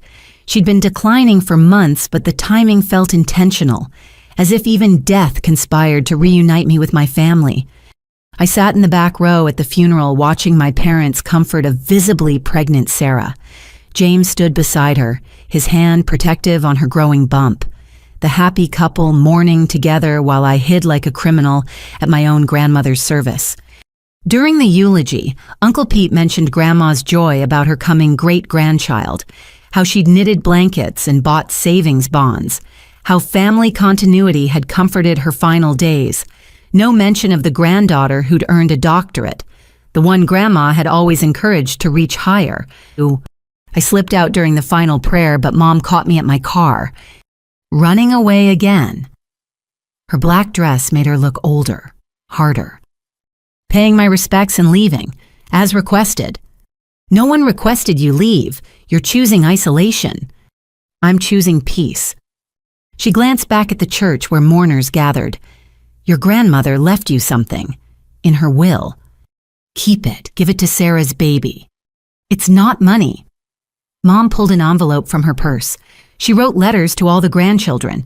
This is yours. I took it reluctantly. Grandma's shaky handwriting spelled my name. The reading is next week, Mom continued. You should come. Whatever's between you and Sarah, Grandma loved you both. Does the will reading include sitting next to my pregnant sister and her husband who used to be mine? Mom's face hardened. Yes, Emily. It includes being in the same room as your family for 1 hour. Think you can manage that? I got in my car without answering. In the rearview mirror, I watched her walk back to the church, to the family that functioned perfectly well without me. Better, probably. No difficult daughter asking uncomfortable questions about loyalty and betrayal. The letter from Grandma remained unopened on my dashboard for 3 days. When I finally read it alone in my borrowed condo with a glass of wine, her words broke through my carefully constructed walls. My dearest Emily, it began. Of all my grandchildren, you remind me most of myself. Ambitious, determined, unwilling to settle for less than you deserve. These qualities will bring you both greatness and loneliness. People will call you difficult for wanting more. They'll blame you for disruptions to their comfort. Don't let them dim your light. The price of excellence is often isolation, but the reward is becoming who you're meant to be. Live boldly, my dear one, even if you must live alone. I cried then, ugly sobs that had been building for weeks. Grandma had seen me, had understood. In her final message, she'd given me permission to choose myself over family harmony. The will reading took place in a sterile conference room downtown. I arrived exactly on time, finding seats already arranged in their traditional configuration. Parents together, Sarah and James as a unit, me alone at the end like a punctuation mark. Sarah's pregnancy showed prominently now 5 months of visible evidence of her betrayal. She wore a flowing dress that emphasized her condition, hands constantly caressing her bump. James fussed over her comfort-adjusting chairs, fetching water. The devoted father-to-be. The lawyer read through standard bequests. Household items to mom, tools to dad, money divided among grandchildren. Then he paused. There's an unusual provision here. Charlotte left her house to Emily exclusively with the stipulation that it cannot be sold for 5 years. She must live in it or rent it out, but ownership remains solely hers. The room erupted. Sarah's tears, mom's protests, dad's anger about fairness and family homes. The lawyer continued reading over their noise. Charlotte's letter explains her reasoning.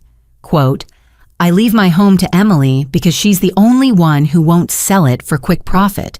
She understands that some things matter more than money, that building something lasting requires sacrifice. The others have each other. Emily has herself and this house. May she find peace within its walls. This is wrong, Sarah sobbed. I'm having her great-grandchild. That house should be the baby's inheritance. You have a husband and his house, I said quietly, or rather my former house. James had the grace to look uncomfortable. Emily's right. We don't need it. But it's not fair. Sarah's voice pitched higher. She gets everything. The education, the career now, grandma's house.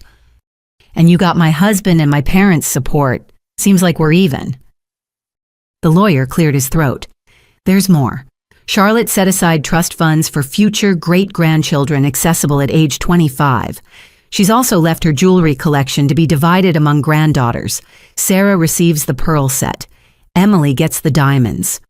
More tears, more accusations of favoritism, as if Grandma's final gifts could somehow balance 8 months of deception.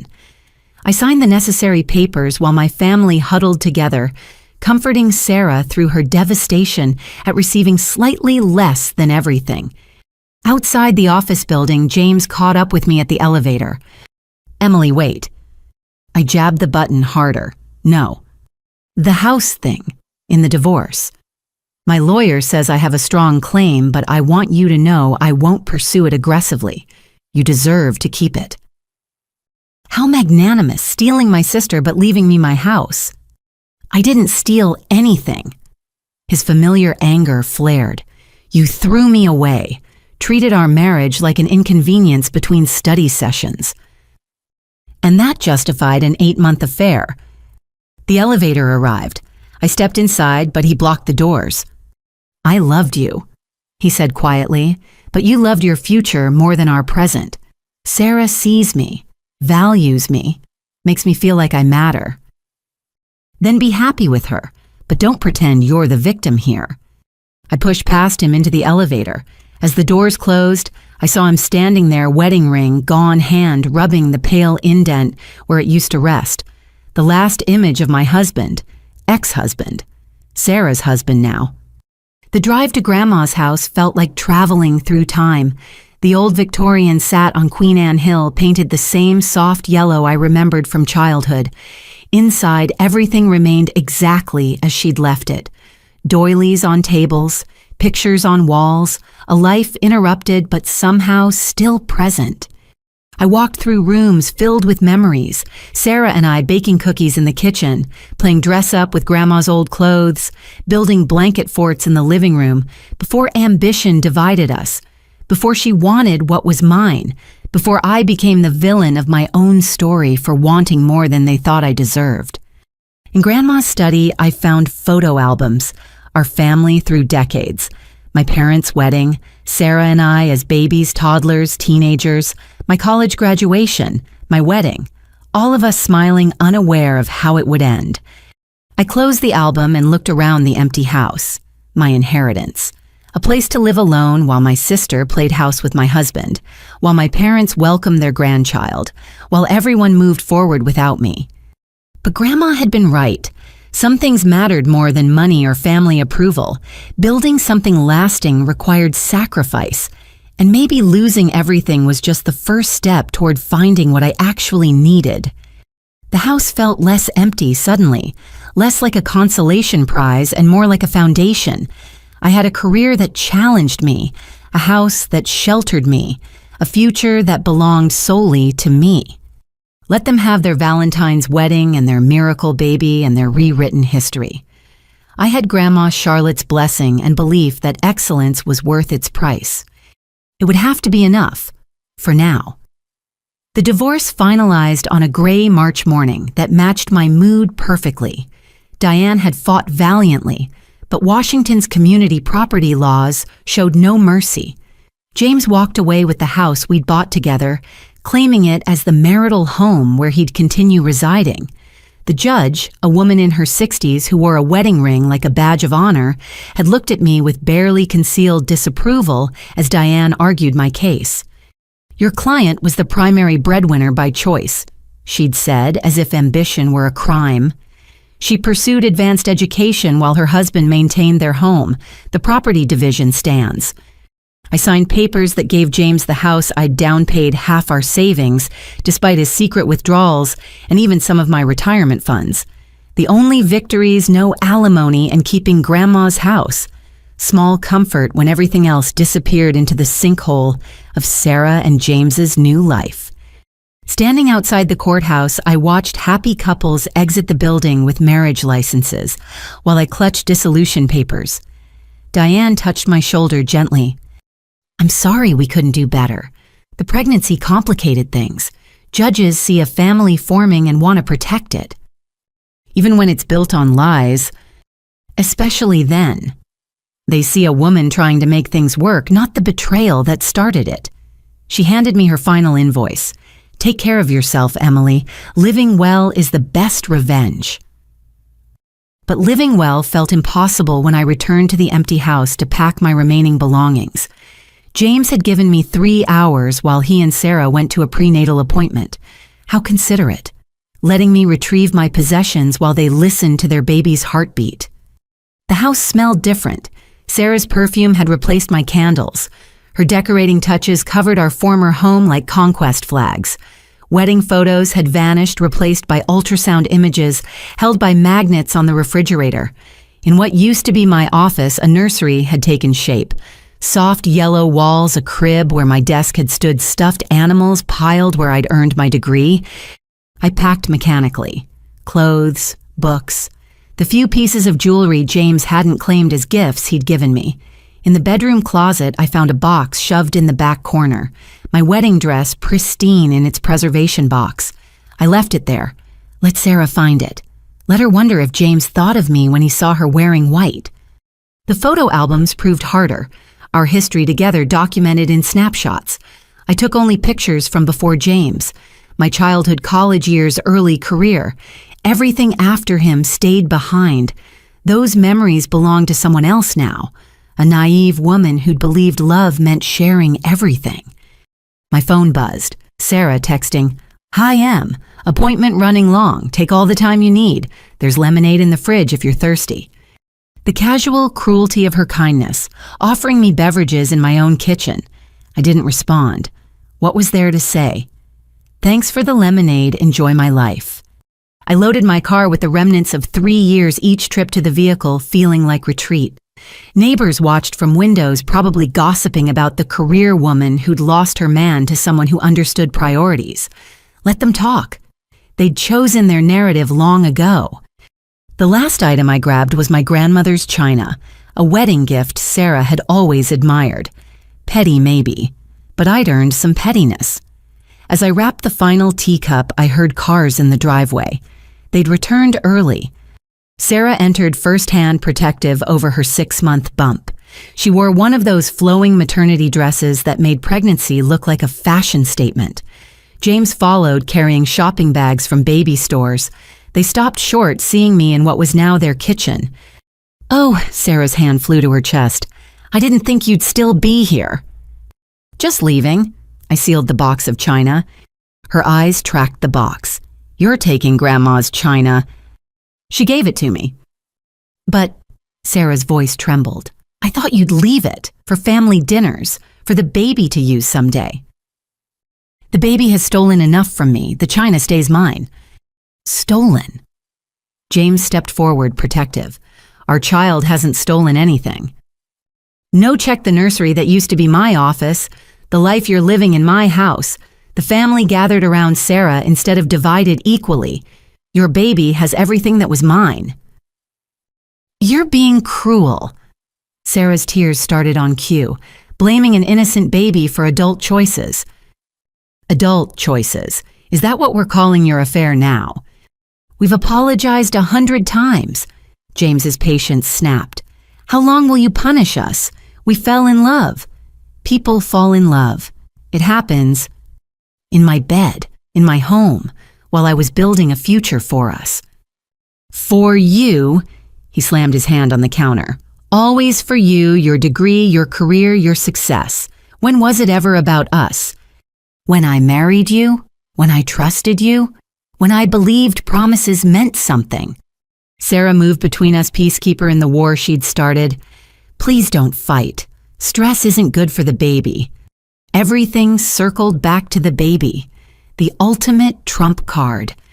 Sarah rubbed her belly whenever arguments arose, redirecting attention to the life growing inside her. The life that made their betrayal somehow noble instead of nauseating. I carried the china to my car without another word. They watched from the doorway, the happy couple in their stolen kingdom. As I drove away, I saw them in my rearview mirror, his arm around her shoulders, her head tilted up to him, a portrait of domestic bliss painted over the canvas of my former life. Grandma's house felt like a mausoleum when I arrived, boxes stacked in the foyer, evidence of my displacement. I'd managed to fit my entire existence into 6 cardboard containers and 1 carload of memories. Everything else stayed behind, absorbed into Sarah and James's new reality. That night, I sat on Grandma's porch with a bottle of wine, watching the city lights twinkle below. My phone had been mercifully quiet. Even Sarah seemed to sense I'd reached my limit. Or maybe she was too busy nested in my former home to care about my whereabouts. The wine made me maudlin. I scrolled through old photos on my phone, torturing myself with evidence of happier times. Sarah as my maid of honor, James on our honeymoon, family barbecues where everyone smiled genuinely. Had the signs been there all along? Secret glances I'd missed. Touches that lingered too long while I buried myself in textbooks. A text interrupted my self-pity spiral. From Mom, Easter is next month. You're welcome to join us. Sarah and James will be there, but we can all be civil. Think about it. I deleted it without responding. Civil. As if politeness could patch the crater they'd blown in my life. As if sitting across from my pregnant sister while she carved ham in my former dining room counted as healing. The wine bottle emptied as Seattle's skyline blurred through tears I'd held back for weeks. This was rock bottom. Divorced, disowned, displaced, living in a dead woman's house while everyone else moved forward without me. My success had cost me everything society said mattered: family, marriage, belonging. But in the darkness, wine-sick and alone, something shifted. Rock bottom meant no further to fall. Only up remained. And climbing required letting go of what dragged me down. The family who'd chosen sides, the husband who'd chosen my sister, the life that had never really been mine. I stood unsteadily, wine bottle clanging as I dropped it in recycling. Tomorrow I'd unpack, make Grandma's house mine, build something new on the ashes of what burned. But tonight I grieved. For the marriage that died, the family that fractured, the sister I'd lost long before she took everything else. Seattle slept below, unaware of my small tragedy. Somewhere across the city, Sarah slept in my bed, next to my husband growing my replacement in her belly. My parents slept peacefully, conscience clear in their choice, everyone resting easy, except the difficult daughter who dared want more. But difficult daughters did more than want. They worked, they built, they rose from ashes others assumed would bury them. And tomorrow, when the wine wore off and the sun rose, I'd begin. Not revenge, something better. Success so complete their betrayal would become a footnote in my larger story. For now, I stumbled to Grandma's bed, still wearing clothes that smelled like my former house. Tomorrow I'd wash everything, cleanse every trace of them from my life. Tonight I'd sleep in sheets that belonged to someone who'd believed in me, who'd known excellence was worth its price, even when that price was everything else. Seattle had never seen a summer like the one after my divorce. Heat waves shattered records while I shattered my own limitations, pouring 18-hour days into Peterson Enterprises with the fury of someone with nothing left to lose. Patricia watched my transformation with a mixture of admiration and concern, occasionally suggesting I take breaks I never wanted. "You're on fire," she said one August evening, finding me still at my desk at 10 o'clock. The Morrison campaign. The Westfield rebrand, the boards taking notice. I looked up from analytics reports, stretching muscles that had forgotten any position but hunched over keyboards. Good. That's the point. Is it? She perched on my desk's edge, studying me with those sharp eyes that missed nothing. "When's the last time you went home before 9, ate something that wasn't from the vending machine?" Tuesday. A lie. I couldn't remember. Emily's success isn't worth destroying yourself. But she was wrong. Success was the only thing that made sense anymore. Every campaign I crushed, every client I won, every metric I exceeded, built walls between who I was and who I'd been. The abandoned wife, the difficult daughter, the woman who'd lost everything. Each achievement added another brick to the fortress of my new identity. I moved through days with mechanical precision. 5 a.m. gym sessions to exhaust my body, 6 a.m. arrival at an empty office, coffee replacing breakfast salad, replacing lunch protein bars, replacing dinner. Weekends blurred into weekdays. The only calendar dates that mattered were campaign launches and client presentations. My desk became a shrine to productivity.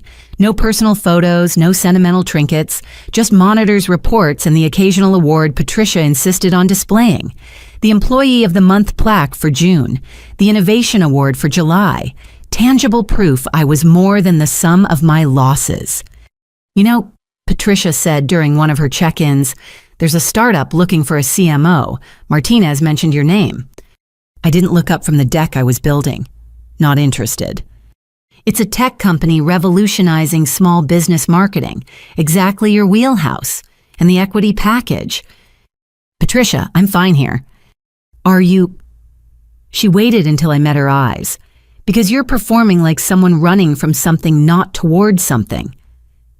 That night I Googled the startup, Velocity Marketing Solutions.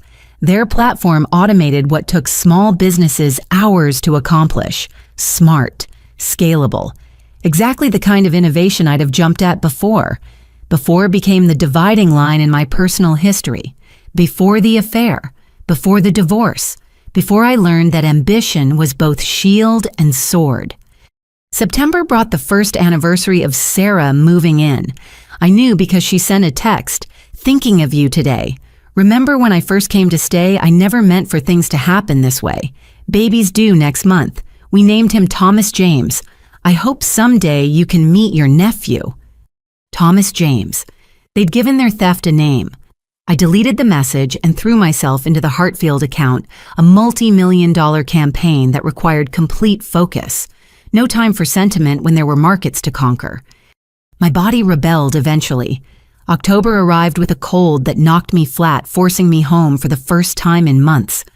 I lay in Grandma's bed, fever cooking my brain, dreaming of Sarah's baby shower, pink and blue decorations in my former living room, my mother serving cake to guests who'd once been my friends, everyone cooing over gifts for a baby conceived in betrayal. When the fever broke, I found 17 missed calls, not from family. I'd blocked those numbers, from Patricia, from clients, from team members. The world hadn't stopped for my illness. Good. I dragged myself back to the office, ignoring Patricia's orders to rest. Rest was for people with lives outside work. I had campaigns to run. "You're going to burn out," she warned, watching me suppress coughs during a client call. "I'm fine." "You're not, and I'm not losing my best strategist to stubbornness." She slid a business card across my desk. Elijah Chen, therapist, specializes in high-achieving professionals. Make an appointment. I don't need therapy. It's not a request. I pocketed the card to appease her no intention of calling. Therapy meant examining wounds I'd rather let scar over. But Patricia monitored me like a hawk, and eventually I caved. Dr. Chen's office occupied a corner of a downtown high-rise, all clean lines and calming colors. He looked younger than expected, with kind eyes and an easy smile. "Tell me what brings you here." He said, notepad ready, but not intrusive. "My boss thinks I work too much." "Do you agree?" "I think work is the only thing that makes sense right now." He nodded, making notes. When did right now begin? And somehow I told him. The whole sordid story. Sarah's arrival. The slow revelation of betrayal. The divorce that took everything. The family that chose her. The work that saved me from drowning in it all. "Interesting," he said when I finished. "You frame work as salvation. Have you considered it might be another form of hiding?" "I'm not hiding, I'm building." "What are you building?" "A career, success, proof that I matter." "Proof to whom?" The question hung between us. To James, Sarah, my parents, or to myself, the woman who'd somehow failed at the life everyone expected her to live? "I don't know," I admitted. "That's a good place to start," he said gently. Not knowing. Being curious about what comes next. I left his office feeling raw, exposed, but I made another appointment, and another. Slowly, over weeks that turned to months, Dr. Chen helped me excavate the person beneath the productivity. The woman who'd existed before betrayal rewired her DNA into pure ambition. November brought news through the professional grapevine. Sarah had delivered. Healthy baby boy. James posting proud father photos on LinkedIn of all places. I studied one during a vulnerable moment. My sister in a hospital bed, exhausted but glowing. James beside her holding their son. The family they'd built on the ruins of mine. "How does that make you feel?" Dr. Chen asked when I mentioned it. "Like I should feel more than I do," I admitted. "There's sadness, anger, but mostly distance. Like I'm viewing someone else's life through frosted glass. Distance can be healthy. It means you're no longer defined by their choices." He was right. Their joy didn't diminish me anymore. Their family didn't negate my existence. Somewhere between 60-hour work weeks and Thursday therapy sessions, I'd begun building an identity that existed independent of their betrayal. Peterson's holiday party arrived with December snow. I'd avoided office social events, preferring spreadsheets to small talk. But Patricia insisted, threatening to drag me bodily if necessary. I wore a black dress that had hung untouched since the divorce surprised to find it loose. Stress and skipped meals had carved away pounds I hadn't noticed losing. The party buzzed with festive energy. Colleagues I'd barely spoken to beyond project needs welcomed me warmly. They knew my story. Office gossip traveled fast, but no one mentioned it. Instead, they talked about my campaigns, my strategies, my reputation as the workhorse who transformed struggling accounts into success stories. "You're something of a legend," Marcus from accounting said, handing me champagne. "The woman who never sleeps." "I sleep." I protested, accepting the glass but not drinking. Alcohol reminded me of wine-soaked nights on Grandma's porch, drowning in self-pity. "Sure you do," he smiled. "Between campaigns." Patricia appeared at my elbow. "There's someone I want you to meet, David Kim, our new head of digital strategy. David, this is Emily Chen, the one I've been telling you about." David stood tall and lean with an easy smile and intelligent eyes. We shook hands, his grip firm but not aggressive. He asked about my work, listening with genuine interest as I explained our latest campaign. No wedding ring. No mention of family obligations. Just professional curiosity that slowly revealed a sharp mind and dry humor. "I'd love to pick your brain about the Morrison strategy," he said as the party wound down. "Maybe over coffee when you actually take breaks, of course." I almost said no, default response to anything that wasn't work. But Patricia's raised eyebrow and Dr. Chen's voice about hiding made me reconsider. Sure, Tuesday morning. His smile widened. It's a date. Professional date. Coffee date. Not a date. He winced. I'm going to stop talking now. I laughed, surprising myself with the sound. When had I last laughed, David retreated with flaming cheeks and Patricia nudged me. See, life exists outside these walls. Maybe it did.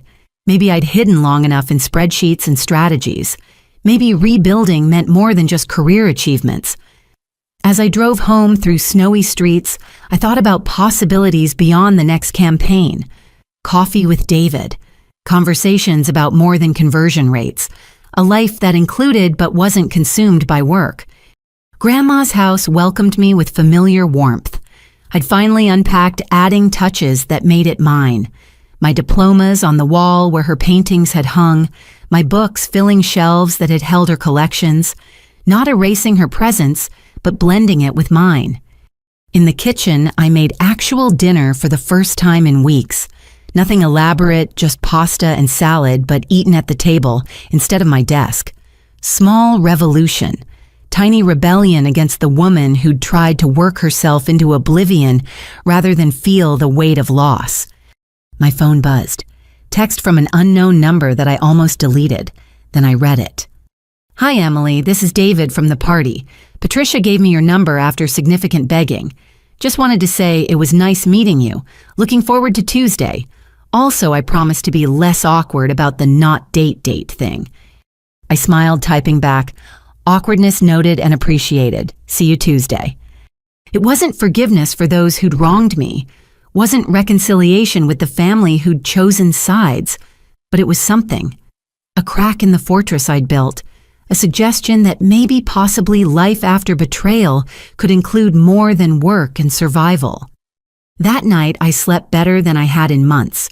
No dreams of stolen houses or pregnant sisters, just rest, deep and earned and pointing toward tomorrow, where coffee was just coffee until it became something more.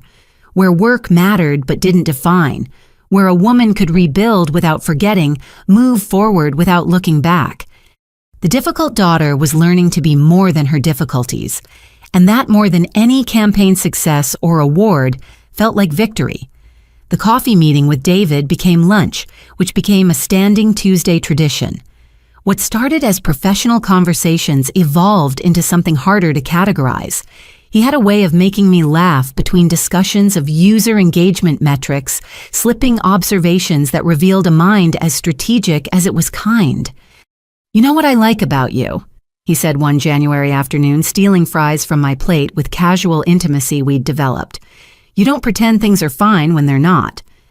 Most people hate that about me. Most people are afraid of truth. He signaled for more coffee. I've been reading about your campaigns.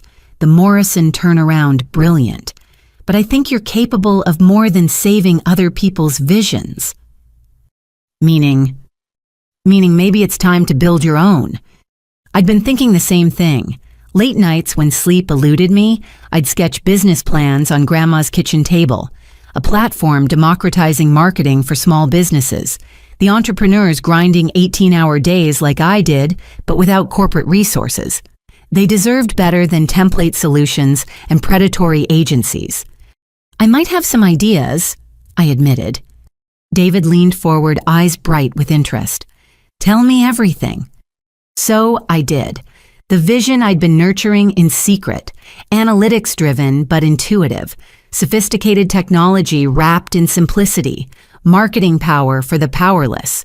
David listened, asked sharp questions, challenged assumptions. By the time we'd finished 3 rounds of coffee, my napkin was covered in diagrams, and he was grinning. This is it, he said. This is your empire. Empires require capital. Then let's find some. The shift from your to let's should have scared me. After James' trust felt like speaking a dead language, but David moved differently. He supported without subsuming, encouraged without controlling. When I worked late, he'd text reminders to eat. When I succeeded, he celebrated without making it about him. Friendship with potential for more, but no pressure to define it. February arrived with unexpected rain and more unexpected news. Patricia called me into her office, expression unreadable. There's a venture capital group interested in funding marketing technology, she began. They've heard about you. Through Peterson. Through the industry. Your reputation extends beyond these walls. She slid a card across her desk. Sarah Winters at Cascade Ventures. She wants to meet. My body tensed at the name Sarah, though this one owed me nothing. Patricia noticed. Different Sarah, she said gently. This one might change your life for the better. The meeting was scheduled for the following week. I prepared like my life depended on it because maybe it did. David helped refine my pitch, spending his own evenings poring over market research and financial projections. Dr. Chen worked with me on presence and confidence, moving past the defensive walls I'd built. You're not asking for permission to exist, he reminded me. You're offering them opportunity to invest in brilliance. Cascade Ventures occupied 3 floors of a downtown high-rise, all glass and steel, and barely contained energy. Sarah Winters looked like success, personified. Silver hair worn short and chic suit that cost more than my car eyes that missed nothing. Her handshake could crack walnuts. Emily Chen, she said, gesturing to a conference room with million-dollar views. I've been following your work.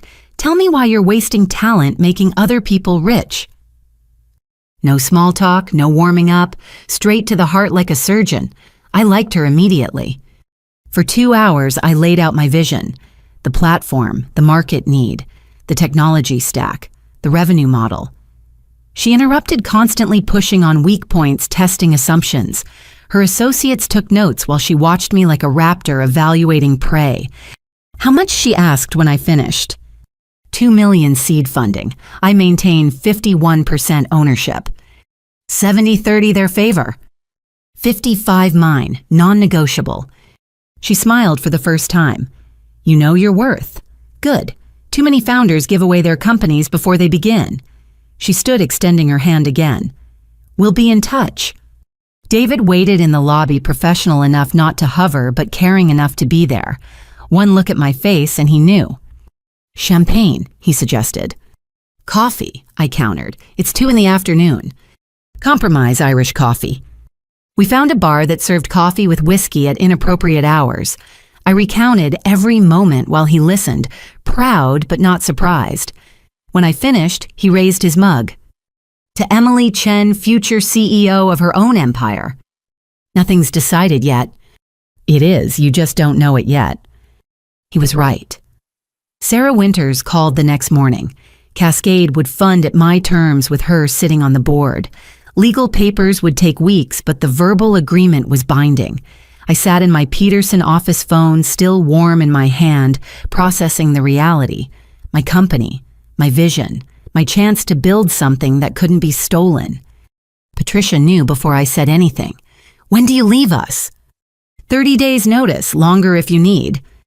We'll manage. She came around her desk to hug me, rare display of emotion. I'm proud of you. Scared to lose you, but proud as hell. Word spread through Peterson like wildfire. Colleagues who'd watched my zombie months of pure work suddenly understood. I hadn't been hiding. I'd been preparing. Every 18-hour day had led to this moment. The hardest conversation came later with Dr. Chen. We'd made progress excavating the person beneath the productivity. Now I was diving back into work deeper than ever. Different work, I explained. This isn't escape, it's creation. How can you be sure? Because I'm not running from anything. I'm running towards something. I met his steady gaze. They took everything that mattered. House, husband, family, but they couldn't take my mind, my drive, my ability to build. This company.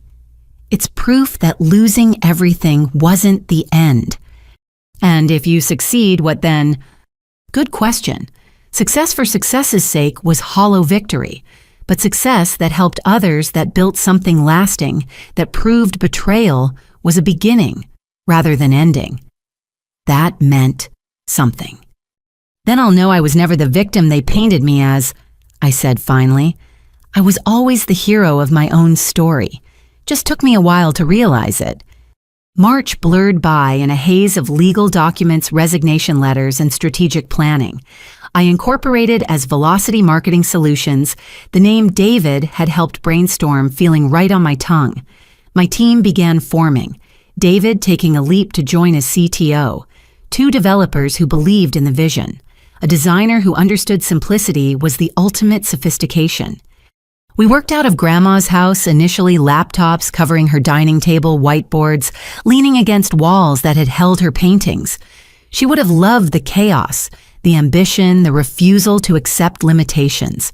Her blessing lived in every strategic decision, every small victory. My family remained silent, locked away behind block numbers and boundaries. Occasionally, whispers reached me through professional networks. Sarah had quit working to raise the baby. James struggled with the financial burden of single income. My parents helped where they could, but retirement limited resources. The life they'd built on my ruins showed cracks I refused to feel satisfaction about. Their struggles weren't my success. My success was my success.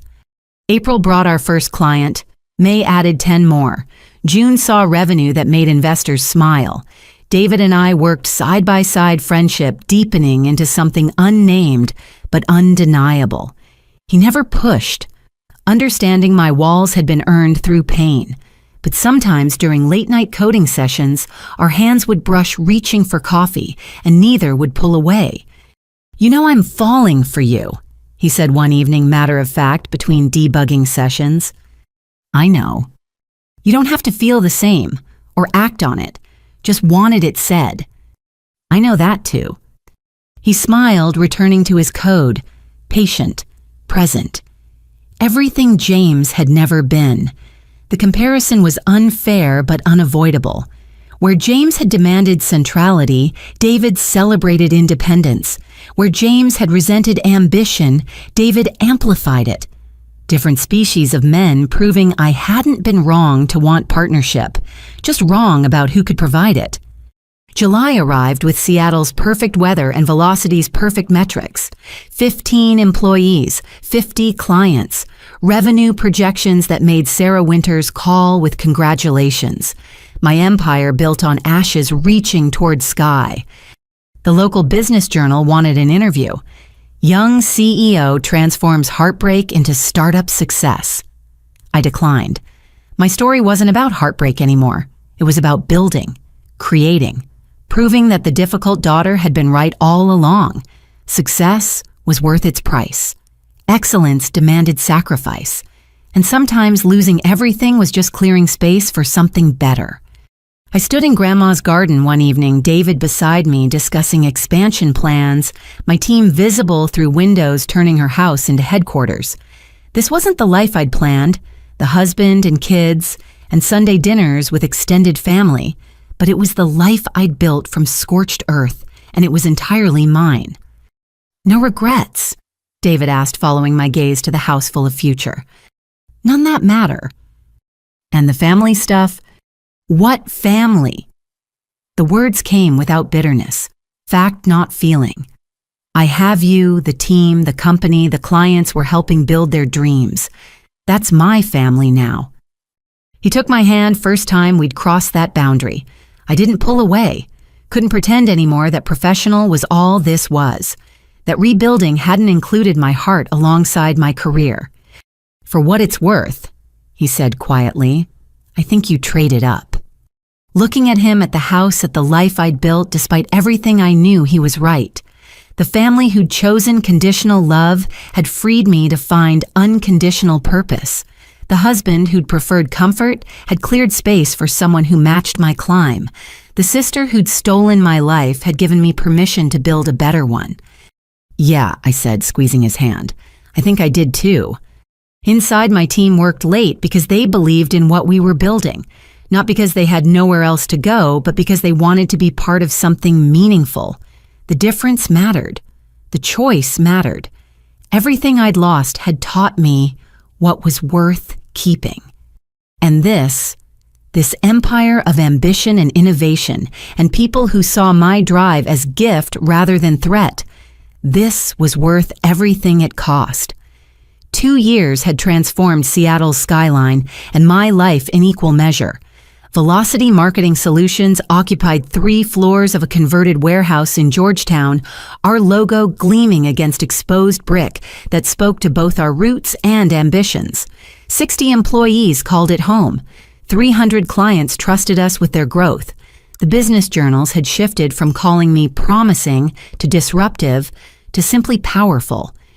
I stood in our conference room one October morning watching fog curl around the Sound, while David presented quarterly projections to our board. His confidence had grown alongside the company, transforming from talented developer to visionary CTO. Sarah Winters nodded approval at revenue charts that exceeded her wildest expectations. We'd paid back initial investments and were plotting Series B funding for national expansion. New York wants us, David concluded. Los Angeles is begging. Chicago offered tax incentives that would make your head spin. But we're staying in Seattle, I added, meeting Sarah's eyes. This city made us. We grow here. After the meeting, I returned to my office, pausing at the wall of press clippings my assistant insisted on maintaining. Seattle's fastest growing startup. Emily Chen redefining small business marketing, the platform democratizing digital success. Each headline represented 16-hour days and strategic gambles that paid off, but the one that mattered most was smaller, tucked in the corner. Local CEO donates $1 to Women's Entrepreneurship Fund. Success meant nothing if it only elevated me. Every dollar we earned created opportunities for others who'd been told their ambitions were too big, too bold, too much. My phone buzzed. Patricia, now CMO of a Fortune 500 company, texting congratulations on our latest product launch. She'd become more than a former boss, a mentor, friend, an occasional reality check when my drive threatened to consume everything in its path. A knock interrupted my thoughts. David entered with coffee and the expression that meant personal, not professional. Your mother called the main line again, he said gently. 3rd time this month. I accepted the coffee buying time with a long sip. 2.5 years of silence, and now they were circling back. The calls had started 6 months ago. First my father leaving voicemails about family being forever. Then my mother, her messages evolving from demanding to pleading. I deleted them all, but David had started fielding the office calls, personally protective instincts in overdrive. What did she want this time? To congratulate you on the magazine feature, to say they're proud, to ask if you'd consider meeting. He paused. She sounded desperate, Emily. Desperate happens when consequences finally arrive. I'm not defending them, just reporting. I moved to the windows, watching the city pulse with life below. Success had given me armor against many things, but family remained the weak spot. Not because I missed them, but because their rejection had fueled so much of my rise. What happened to motivation when the source disappeared? There's something else, David continued. The property management company called. Your childhood home is being foreclosed. Your parents haven't paid rent in 6 months. The news should have brought satisfaction, poetic justice for those who'd chosen wrong. Instead, I felt hollow. Their suffering didn't heal my scars or validate my success. It just meant more broken pieces of a family that had shattered long ago. Not my problem, I said finally. No, it's not. He set down papers I recognized as contracts. But this might be. They're listing the house for sale. Market value is around $400,000. Pocket change for us now. You think I should buy it? The idea felt absurd. Full circle to a past I'd abandoned. I think you should decide if you want someone else living in your memories. Either way, you win. Let it go and close that chapter. Buy it and, I don't know, burn sage, exorcise ghosts, rent it to a nice family who won't destroy each other. His phone rang before I could respond. Our head of operations with a client emergency. David squeezed my shoulder and left to handle it, giving me space to process. I stared at the contracts, seeing beyond legal language, to holiday dinners and birthday parties and a sister I'd trusted with everything. Sarah Winters called that afternoon, not about family drama, but opportunities that made my personal concerns feel trivial. "I have someone you should meet," she said without preamble. "Marshall Chen. No relation despite the name. He runs West Coast operations for Kleiner Perkins. They're interested in what you're building. We don't need more funding yet." This isn't about money, it's about connections, scaling, taking velocity from successful to legendary. She paused. "Also, he specifically asked to meet you. Apparently your story resonates." My story. The one I'd never told publicly. Somehow whispers of the woman who'd lost everything and built an empire had reached venture capital royalty. I agreed to the meeting, adding it to a calendar that barely had room to breathe. That evening, I drove through my old neighborhood rather than home. October had painted the trees in shades of lost maple leaves falling like tears.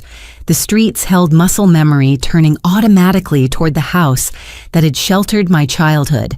It looked smaller than memory, suggested paint peeling yard overgrown. A foreclosure notice dominated the front door. I parked across the street, engine running, watching shadows move behind familiar windows. Were they packing, fighting, comforting each other through consequences of choices that had seemed so right? Part of me wanted to knock to see what remained of the family who'd cast me out. The wiser part kept my hands on the wheel. My phone lit up with texts from David. Client crisis resolved, dinner plans confirmed, normal life waiting beyond this street of ghosts. I drove away without looking back, but the image lingered.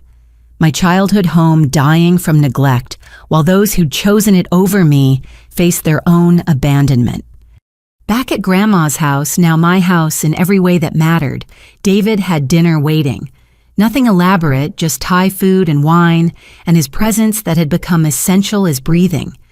We ate while reviewing expansion proposals, conversation flowing between business and personal with the ease of deep partnership. I drove by the house, I admitted over pad Thai, and it's dying like everything they chose over me.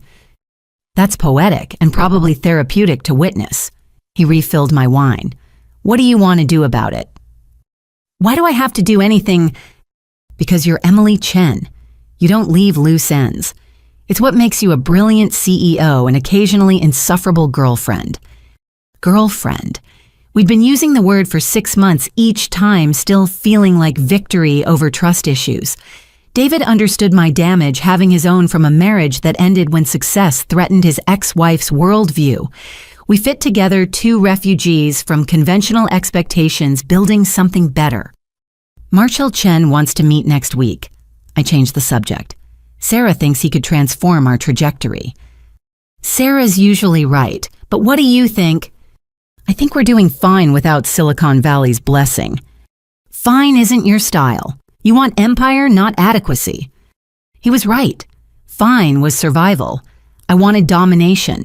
Every small business in America using our platform. Every entrepreneur having access to tools that only corporations could afford before. Market revolution disguised as software solutions. I'll take the meeting, I decided, but not at their offices. Here, our territory. Power move, I like it. He started clearing dishes. And the house your parents, let someone else buy their memories. I have enough of my own. But the decision nagged through the night. 3 a.m. found me at my laptop reviewing financial statements that confirmed what I already knew. Buying the house would be a rounding error in our accounts. The question wasn't money, but meaning. What did it say about me if I let strangers take the place where I'd learned to dream? What did it mean if I saved those who'd refused to save me? Dawn brought clarity and exhaustion. I sent emails to the property company, my lawyer, and David in that order. By the time he woke, everything was in motion. You bought it, he said, reading my message over morning coffee. I bought control. What I do with it remains to be seen. He kissed me, understanding without explanation. Control mattered more than revenge or reconciliation.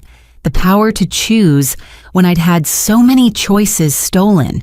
Whether I became their landlord or their savior, or simply someone who owned their past while they struggled with their present, the decision was mine. Marcel Chen arrived the following week, tall and sharp and radiating the confidence of someone who'd made and lost fortunes before breakfast. He toured our offices, met our team, reviewed our metrics with the thoroughness of someone whose time was too valuable to waste. "You've built something remarkable," he said over lunch, David and Sarah Winters flanking us at the table. "But remarkable isn't enough anymore. You need to be essential, unavoidable, the first name anyone thinks when small business needs marketing." That's the goal. Goals are wishes without strategy. I'm offering strategy. My connections, my experience, my ability to open doors you don't even know exist yet. In exchange for equity, board seat, the chance to be part of something that matters. He leaned forward. "I've funded unicorns that made billions and meant nothing. You're building something that democratizes success. That's worth more than money." David caught my eye, silent communication flowing. We discussed this possibility, the need for someone with Marcel's reach to take us national. But accepting meant sharing control, trusting again when trust had nearly destroyed me once. "I need to think about it," I said. "Of course, but don't think too long. Opportunities like this have expiration dates." After he left, Sarah Winters lingered. "He's right, you know. You've outgrown what David and I can offer. Marcel opens doors we can't even knock on." "I know. But you're scared, because last time you shared something you built, they took it all." The accuracy stung. "This is different." "Yes, because you're different. Stronger, smarter. Surrounded by people who amplify your success instead of resenting it." She gathered her things. "Don't let old wounds keep you from new victories." That weekend, I stood in my childhood home for the first time in 3 years. Empty rooms echoed with memories. Here, Sarah had learned to walk. There, I'd spread college applications across worn carpet. The kitchen, where Mom had taught us both to cook, skills Sarah had weaponized while I'd forgotten in favor of takeout and ambition. David waited outside, giving me space to process. I'd told the property company to halt the foreclosure but hadn't decided next steps. The power to destroy or restore rested entirely with me. God complex, maybe. Or just a woman finally holding cards in a game that had been rigged against her. My phone rang. Unknown number with local area code. I almost ignored it, then answered on instinct. "Emily." My mother's voice, older, fragile. "Please don't hang up." "How did you get this number?" "It doesn't matter. We need to talk. About the house. About everything." "Do we? Because you had years to talk. You chose silence." "We chose wrong." The words came rushed desperate. "Sarah and James, they're not. It's not what we thought. The baby is beautiful, but they fight constantly. He drinks. She spends. We tried to help, but our retirement is gone, and now the house. The house I just bought." Silence, then a sob. "You bought it." "Real estate investment, nothing personal." "Emily, please, we're your parents. We made mistakes, but family." I hung up. Family was David teaching me to trust again. Family was my team staying late because they believed in our mission. Family was Patricia checking in monthly to ensure success hadn't cost my soul. Family was chosen, earned, proven through loyalty when it mattered. Standing in that empty house, I made my decision. Not for them, but for the children who'd grown up here before betrayal poisoned everything. The house would be renovated, modernized, transformed into transitional housing for women entrepreneurs, those leaving bad marriages or starting over after loss, a shelter for dreamers who'd been told their ambitions were too much, too big, too threatening. The Emily Chen Foundation would own it, my childhood home becoming a launching pad for other women's empires. The rooms that had witnessed my abandonment would shelter those refusing to abandon themselves. Sarah's room would become an office, my parents' bedroom a conference space, every corner repurposed from personal pain to public good. "You okay?" David asked when I emerged, plans already forming. "Better than okay. I know what to do with it." I explained on the drive home, watching his smile grow with each detail. This was why we worked. He understood that success meant more than money, that building something meaningful mattered more than settling scores. "Your parents will hate it," he pointed out, "watching their home become a monument to everything they rejected about you. They're welcome to apply for residency. We'll be accepting applications from women starting over after family betrayal." He laughed, taking my hand. "Remind me never to cross you." "You won't. You're too smart for that." Monday morning brought two decisions. First, accepting Marcel Chen's offer with carefully negotiated terms. Second, calling my lawyer to formalize the foundation. By noon, press releases went out. By evening, my phone exploded with interview requests about the CEO turning childhood trauma into community transformation. I ignored them all. The story wasn't about my pain anymore. It was about power. The power to transform rejection into rocket fuel, to build empires from ashes, to choose family instead of accepting blood as destiny. That night, David and I celebrated with champagne on Grandma's porch, city lights twinkling below. Somewhere across Seattle, my birth family dealt with consequences while my chosen family grew stronger. The house that had sheltered my childhood would shelter new dreams. The company born from betrayal would birth opportunities for thousands. "No regrets?" David asked, echoing our conversation from months ago. "Only one," I admitted. "What's that?" "That it took losing everything to realize I was capable of building anything." He pulled me closer, understanding that success was sweeter when earned through fire. Below us, Seattle pulsed with ambition and possibility. Tomorrow would bring new challenges, bigger opportunities, harder decisions. But tonight we sat in victory, earned through years of refusing to break. The difficult daughter had become the impossible woman, the one who'd refused to shrink when told she was too much, who'd built higher when they tried to bury her, who'd discovered that family betrayal was just the universe making room for chosen loyalty. And that revelation, that was worth every loss that led to it. The renovation transformed my childhood home into something unrecognizable, yet deeply familiar. Where family photos once hung, motivational quotes from female entrepreneurs lined the walls. Sarah's bedroom became a tech lab with standing desks and whiteboards. My parents' master suite converted into a conference room named after Grandma Charlotte. Every trace of the family who'd lived there was erased, replaced by possibility and ambition that would have horrified them. I stood in the main entrance on opening day watching the first residents arrive.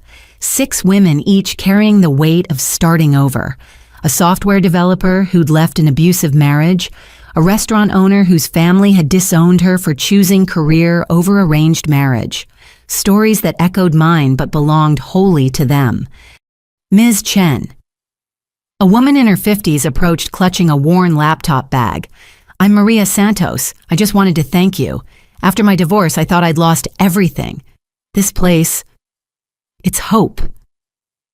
"It's a beginning," I corrected gently. "What you build from here is entirely yours." David appeared at my elbow with coffee and statistics. "Local news wants a statement. 3 national outlets are requesting interviews, and your mother has called 6 times. Let them all wait. Today belongs to these women." He smiled, understanding priorities. The media could spin narratives later. My mother could face continued silence. Right now, 6 women were walking through doors that had once shut me out and that mattered more than headlines or blood ties. The foundation launch coincided with Velocity's explosive growth. Marcel Chen's connections opened doors I hadn't known existed. Fortune 500 companies started calling, wanting our platform for their small business partners. Government contracts materialized. International expansion beckoned. The little startup born from spite was becoming an industry giant. "You need to hire a president," Sarah Winters announced during our November board meeting. "You can't run the foundation and scale Velocity simultaneously." "Watch me." "Emily." Marcel's voice carried the weight of experience. "Burnout doesn't care about your origin story. Delegate or diminish. Your choice." They were right, though, admitting it stung. Success had taught me control was safety, but growth required trust. I hired Dr. Patricia Williams, a former nonprofit executive with steel in her spine and statistics at her fingertips. She took the foundation and transformed it from passion project to powerhouse within 3 months. December brought unexpected visitors to Velocity's headquarters.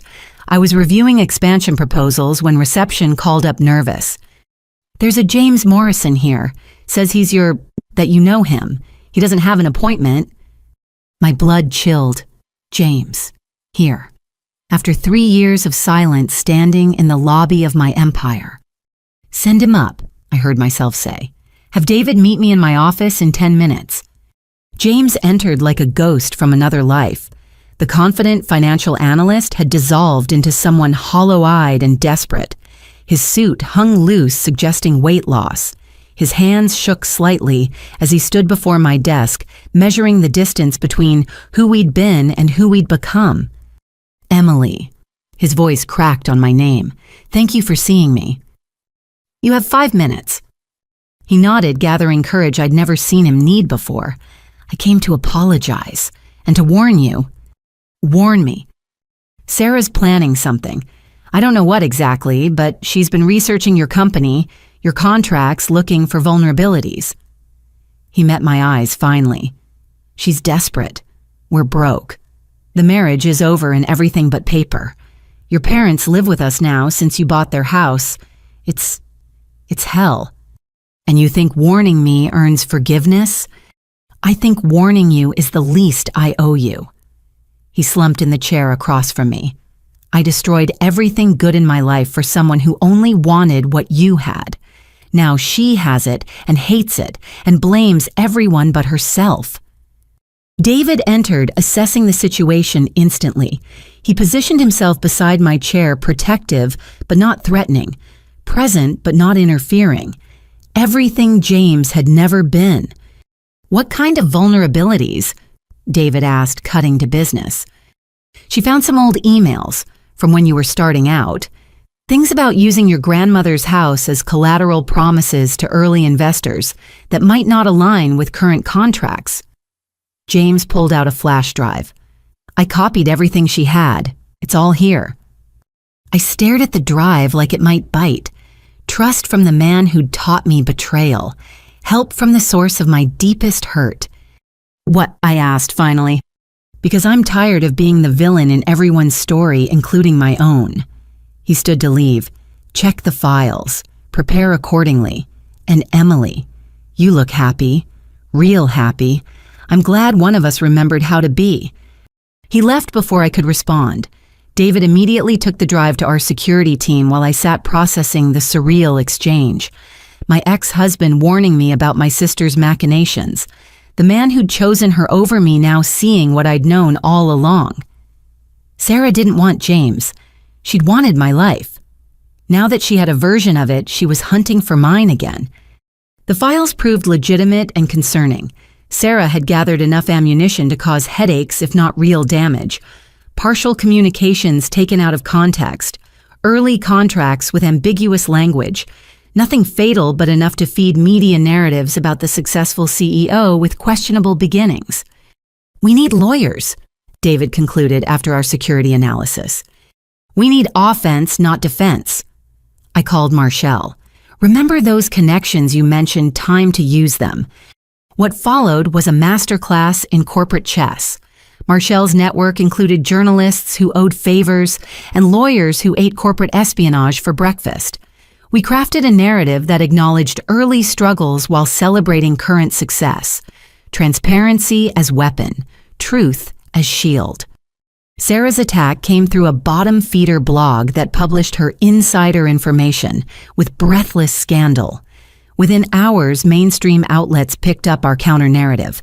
CEO Emily Chen discusses humble beginnings and meteoric rise, from borrowed house to billion-dollar valuation, the Velocity story.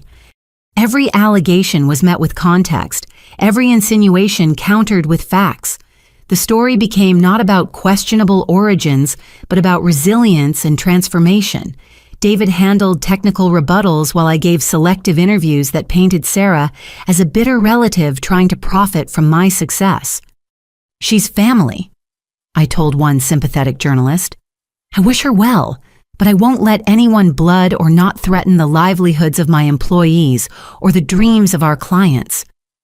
The killing blow came from an unexpected source. James went public with his own statement revealing the affair timeline, Sarah's calculated pursuit, the destruction of multiple relationships for personal gain. He took responsibility while exposing her patterns. The narrative shifted from successful CEO with sketchy past to woman who overcame systematic betrayal to build an empire. Sarah's credibility evaporated overnight. The blog retracted. Larger outlets moved on to other scandals. She'd aimed for my crown and hid her own reputation instead.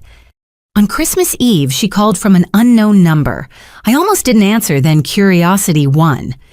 You destroyed me, she said without preamble. Drunk. Definitely drunk. You destroyed yourself. I just refused to be collateral damage. I'm pregnant again. The words slurred together. James doesn't know. Might not be his. Everything's falling apart. Sarah. You were supposed to forgive me, take care of me like always, not become this ice queen in your tower. I became who I needed to be to survive what you did. I loved him. The wail of a child denied a toy. It wasn't about you. Everything was about me, my husband, my house, my life. You wanted what I had because I had it. Now you have it and hate it because it was never about James or love or building something real. I'm your sister, she whispered. Doesn't that mean anything? It meant everything until you proved it meant nothing. I hung up, blocked another number, returned to the Christmas party my employees had organized where chosen families celebrated victories earned through loyalty and shared vision. David found me on the terrace, later city lights twinkling below. You okay? She's pregnant again, destroying another generation. Not your circus, not your monkeys. He wrapped his arms around me. You saved yourself. That's all anyone can do.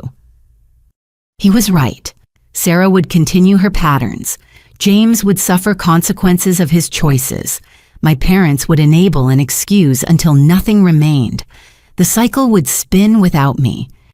I want to expand the foundation, I said suddenly. Not just housing, but mentorship, counseling, entire ecosystem for women starting over. Of course you do. He smiled into my hair. World domination through female empowerment. Very on brand. That night, snow began falling. Rare for Seattle. Perfect for transformation. We stood watching the city transform under white blankets, everything made new and clean. Tomorrow would bring challenges. Series B funding to finalize. International markets to conquer. Foundation residents to empower. But tonight was for gratitude. For the marriage that ended so a partnership could begin. For the family that abandoned me so I could choose better. For the sister whose betrayal became rocket fuel for an empire built on helping others rise. Inside, my team laughed and celebrated. Through windows, I could see Maria Santos from the foundation showing other residents her business plan. Connections forming, dreams taking shape. The house that had witnessed my abandonment becoming an incubator for achievement. Regrets. David asked our traditional question on significant nights. Just one. What's that? That Sarah will never understand the gift she gave me. By taking everything, she freed me to become everything.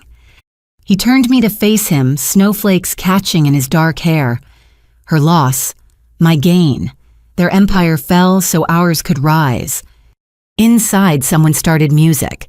Voices rose in celebration.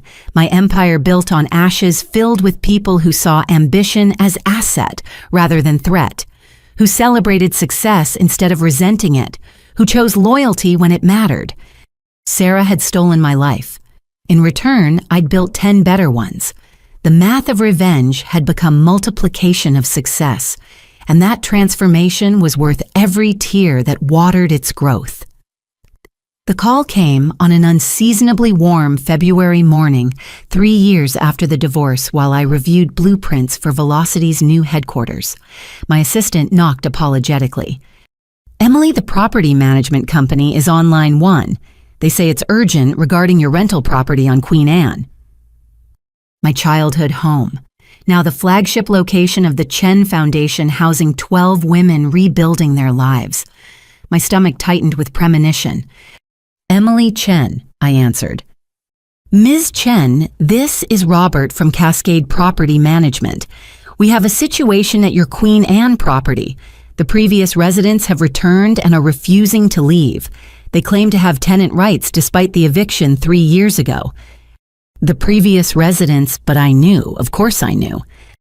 Your parents, James Morrison and Sarah Morrison, plus 2 small children.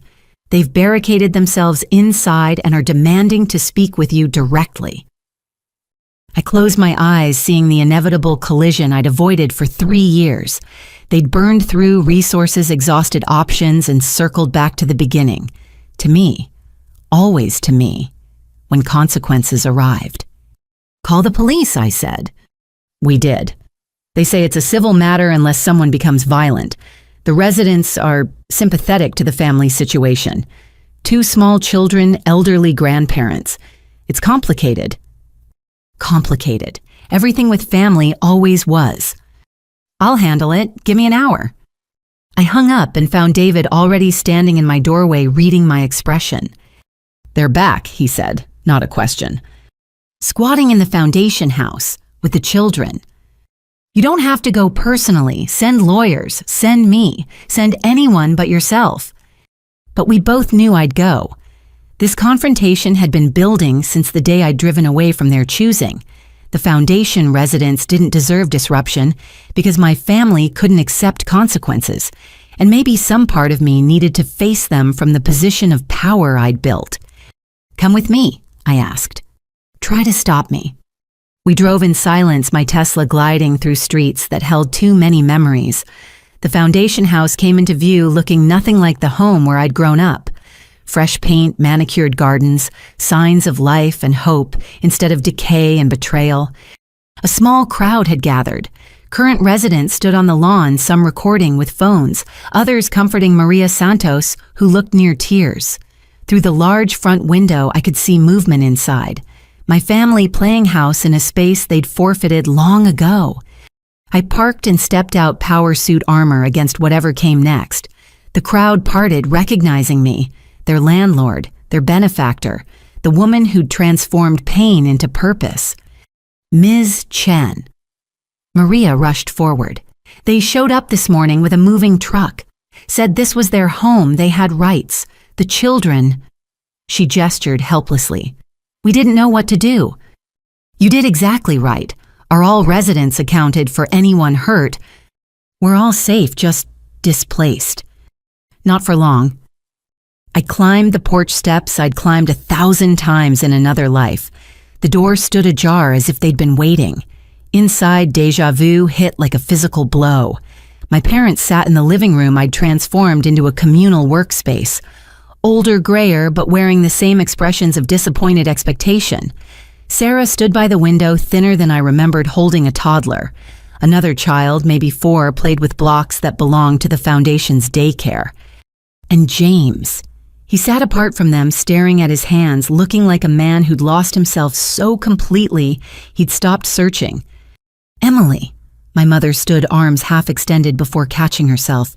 You came. To remove trespassers. You have 10 minutes to leave voluntarily before I involve law enforcement. Trespassers. Sarah's voice pitched high. This is our family home. This is the Chen Foundation, a registered nonprofit providing transitional housing for women entrepreneurs. You're disrupting their lives and breaking the law. Your law. Sarah stepped forward, child on her hip, the other clinging to her leg. Your rules. Your revenge. Look at these children, Emily. Your nephew, your niece.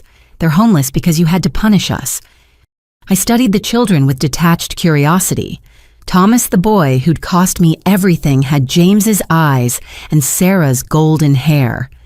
The girl younger looked tired and confused, innocent of their parents' sins but suffering the consequences nonetheless. You're homeless because you spent 3 years living off my parents' retirement instead of working. because James drank away his savings, because you thought victimhood was a career. The children are homeless because their parents are selfish, not because their aunt refused to enable dysfunction. How dare you, Sarah started. No. My voice cut through her building tantrum. How dare you? How dare you come to a place built for women escaping situations like the one you created? How dare you traumatize residents who've already survived enough? How dare you use your children as emotional weapons when you've had 3 years to provide for them? My father stood, age showing in his movements. Emily, please, we're desperate. Just let us stay until we figure something out. Like you let me stay when I lost everything. Oh, wait. You chose the cheaters and told me I deserved abandonment for having ambition. We were wrong, Mom whispered. We see that now. You see that now because you need something. Where was this clarity when I needed parents? When I was sleeping in a budget motel because my sister was in my bed with my husband? David appeared at my shoulder, silent support. His presence reminded me I wasn't alone anymore, hadn't been for years. The family surrounding me was chosen, loyal, earned through mutual respect rather than blood obligation. 5 minutes, I announced. Then I call police. I'll call media, Sarah threatened, shifting the toddler higher. Tell them how the mighty Emily Chen throws family on the street. Children, elderly parents. See how your precious reputation handles that. You mean like when you tried to destroy my company with stolen emails? How did that work out? I pulled out my phone. I'll save you time. Patricia Williams, the foundation director, has 3 journalists on speed dial. They'd love the story of entitled relatives trying to steal housing from women actually working to rebuild their lives. The toddler started crying. Thomas, my nephew who'd never known me as anything but the cold aunt who chose success over family. The little girl hid behind James, sensing adult tensions she couldn't understand. James. I addressed him directly for the first time. You warned me about Sarah's plans. That earned you this conversation instead of immediate arrest. Take your children and leave. Whatever custody arrangement you have, whatever disaster your life has become, it stops traumatizing innocent people today. He looked up, eyes red-rimmed and empty. Where do we go? We have nothing. No one. Sarah's family cut her off. Your parents' money is gone. I can't hold a job because I can't stop drinking long enough to show up sober. We're drowning Emily, all of us. And whose fault is that? Mine. The admission came broken. All mine. I destroyed the best thing in my life for someone who only wanted what you had. Now I'm trapped with consequences while you soar. Yes, I agreed simply. That's how consequences work. Sarah exploded. You're enjoying this, standing there in your designer suit in your stolen house with your perfect new boyfriend gloating while we suffer. I'm not gloating. I'm enforcing boundaries. You had choices. You chose to betray me, chose to spend instead of save, chose to manipulate instead of work. Every consequence you face flows from choices you made freely. We're family, the wail of the perpetually entitled. No. We're relatives. Family shows up, supports, celebrates success instead of resenting it. David is family. My employees are family. These residents are family. You're just people who share DNA and burned every bridge I tried to build. 2 police cars pulled up outside. I hadn't called them, but Maria Santos stood on the lawn with her phone protecting the space that protected her. Family behavior. Loyalty earned through action. Officers are here, I announced. Decision time. Leave with dignity or leave in handcuffs. Either way you leave. My mother approached, tears streaming. I carried you for 9 months, raised you, loved you. Doesn't that count for anything? It counted for everything until you chose Sarah's happiness over my pain. Until you decided traditional values mattered more than truth. Until you called me selfish for not accepting betrayal gracefully. I stepped back from her reaching hands. You loved who you wanted me to be, not who I was. That's not love, it's control. The officers entered, assessing the situation. Professional, neutral, ready to enforce law over sentiment. These people are trespassing, I explained calmly. They have no lease, no permission to be here. They're disrupting a transitional housing facility and refusing to leave. Sarah made one last play, holding Thomas toward me. Look at him, Emily. Your nephew. He needs shelter, formula, diapers. Are you really going to let pride hurt an innocent baby? I looked at Thomas, then at his mother. I'm going to ensure he has a mother who learns accountability, who stops using him as a prop, who builds something real instead of stealing from others. I turned to the officers. There's a family shelter on Pine Street. Please ensure they arrive safely. The next 20 minutes unfolded like a tragedy in slow motion. Officers escorting my family out while neighbors watched, Sarah screaming about injustice while clutching children who deserved better, my parents' dignity crumbling as they were led to police cars, James moving like a zombie so broken that resistance required energy he didn't possess. Thomas looked back, once confusion clear in eyes that might have loved me in a different timeline. I held his gaze, memorizing features I'd never see grow older. Then they were gone, leaving only echoes, and the faint smell of Sarah's perfume, polluting space meant for healing. The foundation residents gathered in the aftermath, shell-shocked by drama that reminded too many of their own escapes. Maria Santos approached tentatively. Are you all right? This is your home. They had no right to invade it. But they're your family. No, I corrected gently. You are. People who respect boundaries, work toward goals, support each other's growth. That's family. Those people were just relatives who confused blood with unlimited access. David organized the cleanup while I called Patricia Williams to arrange counseling for any residents triggered by the confrontation. Within an hour, order was restored. The foundation house returned to its purpose. Safe haven for women building better lives, not entitled relatives demanding rescue from consequences. That evening, I sat in my office at Velocity staring at the city lights. David worked quietly nearby, present without pushing. The confrontation replayed in my mind, a final closing of doors I'd left cracked from misplaced hope. They'll be back, he said eventually. People like that always come back. No, that was the last time. They played their final card and lost. Nothing left but accepting the lives they chose.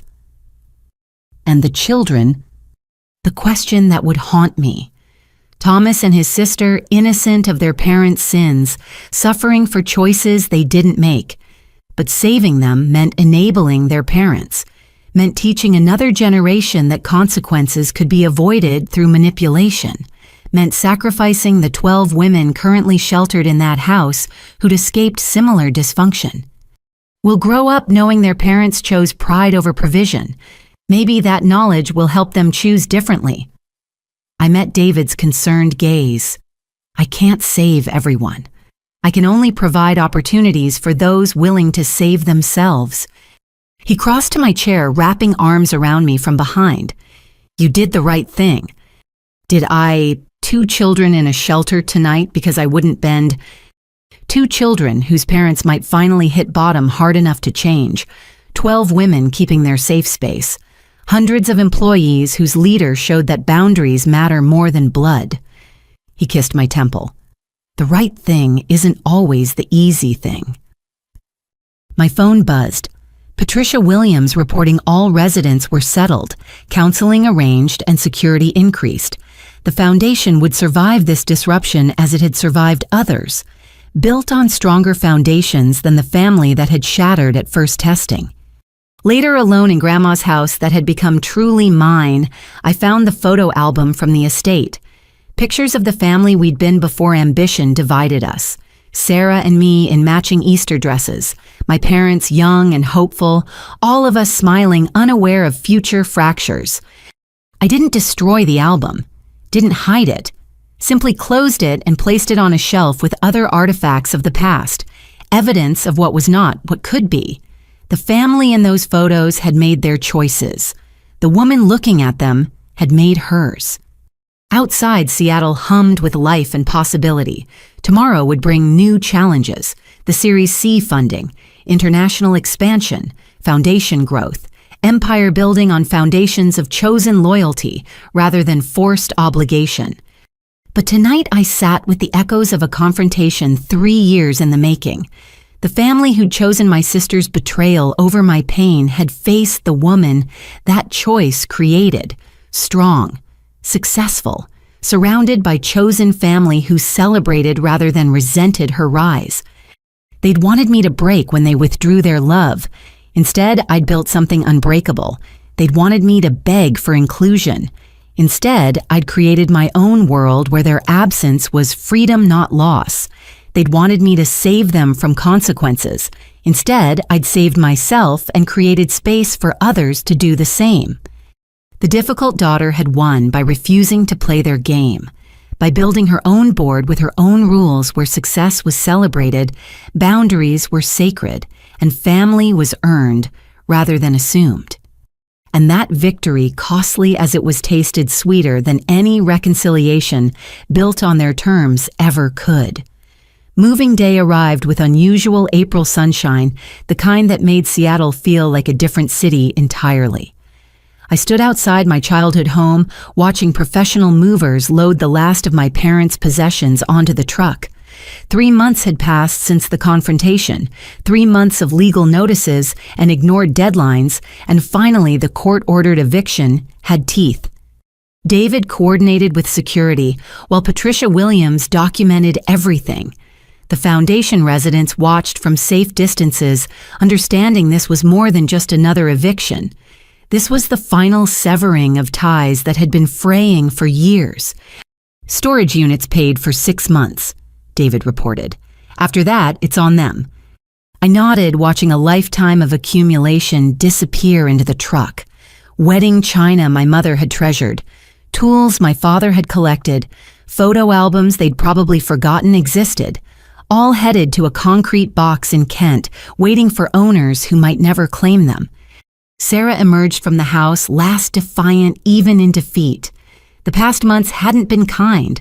Her designer clothes had given way to thrift store finds that didn't quite fit. Her perfectly styled hair hung limp, but her eyes still blazed with the particular fury of someone who believed the world owed her everything. Satisfied? She spat, clutching a garbage bag of children's toys. No, satisfaction would require you learning something from this. You'll just find another victim to blame.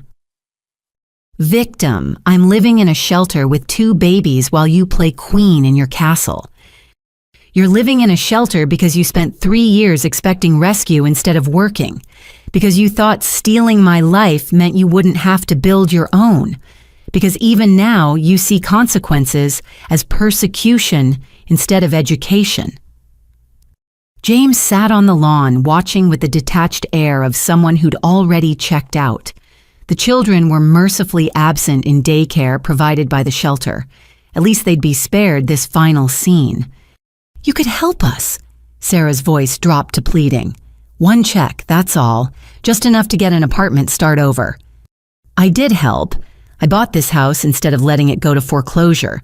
Gave you 3 years to figure things out. Warned you repeatedly about deadlines. Help isn't your problem.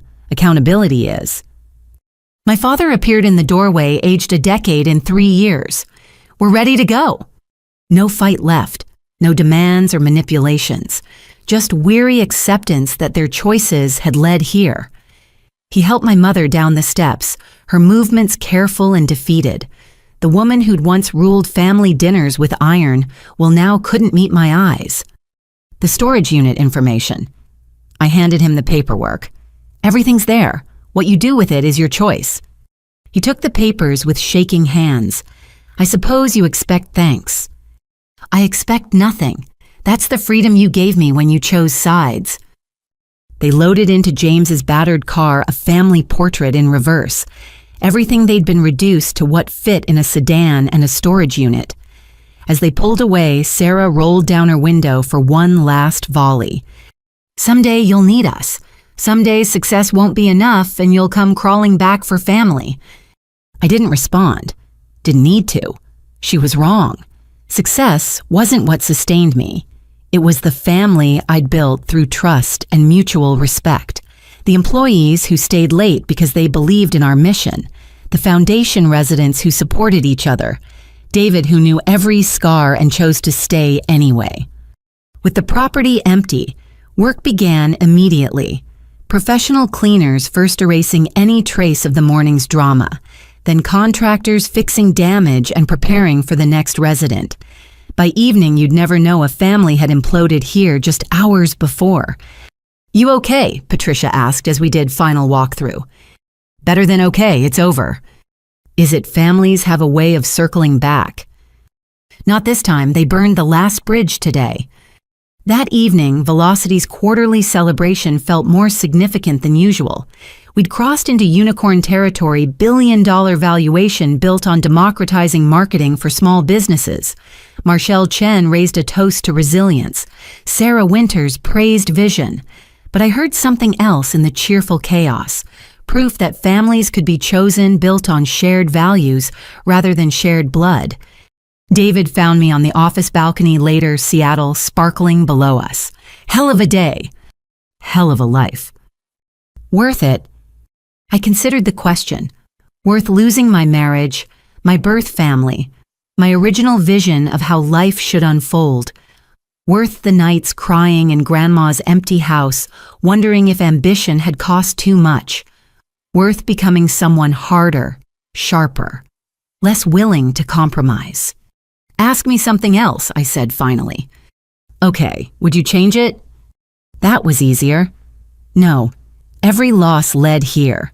To you, to this company, to women building dreams in a house that once crushed mine. I wouldn't change the path, just maybe warn that younger woman about its cost. She wouldn't listen, too busy dreaming big to hear warnings about the price. He was right. The Emily who'd married James, who'd welcomed Sarah, who'd believed love meant giving everything wouldn't recognize the woman standing here. Couldn't imagine choosing career over family boundaries, over blood solitude, over toxic connection. My phone buzzed. Unknown number I almost ignored. Then curiosity won. Emily Chen. "Aunt Emily," a young voice uncertain. "This is Thomas." My nephew. Calling from where how, I gripped the phone tighter. "Thomas, are you okay? Are you safe?" "We're at the shelter. Mom's crying and Dad's outside and Grandma said I shouldn't call, but I remembered your number from Mom's phone." 4 years old and already navigating adult dysfunction. My heart carefully guarded cracked slightly. "What do you need, Thomas?" I wanted to say sorry for being in your house. Mom said it was ours, but I knew it wasn't because it looked different. A pause. "Are you really rich?" "Mom says you're rich, but mean." "I have money, yes, but being mean or kind isn't about money." "Oh," he processed this. "Mom says family helps family, but you didn't help us. Does that mean we're not family?" The question that cut to everything, from the mouths of babes clarity that adults obscured with justification and emotion. "Family is complicated," I said carefully. "Sometimes people share blood but not values. Sometimes helping looks different than what people want." "I don't understand." "Someday you might. For now, just know that not helping isn't the same as not caring. Sometimes the kindest thing is letting people learn from their choices. Even if it's hard, especially then."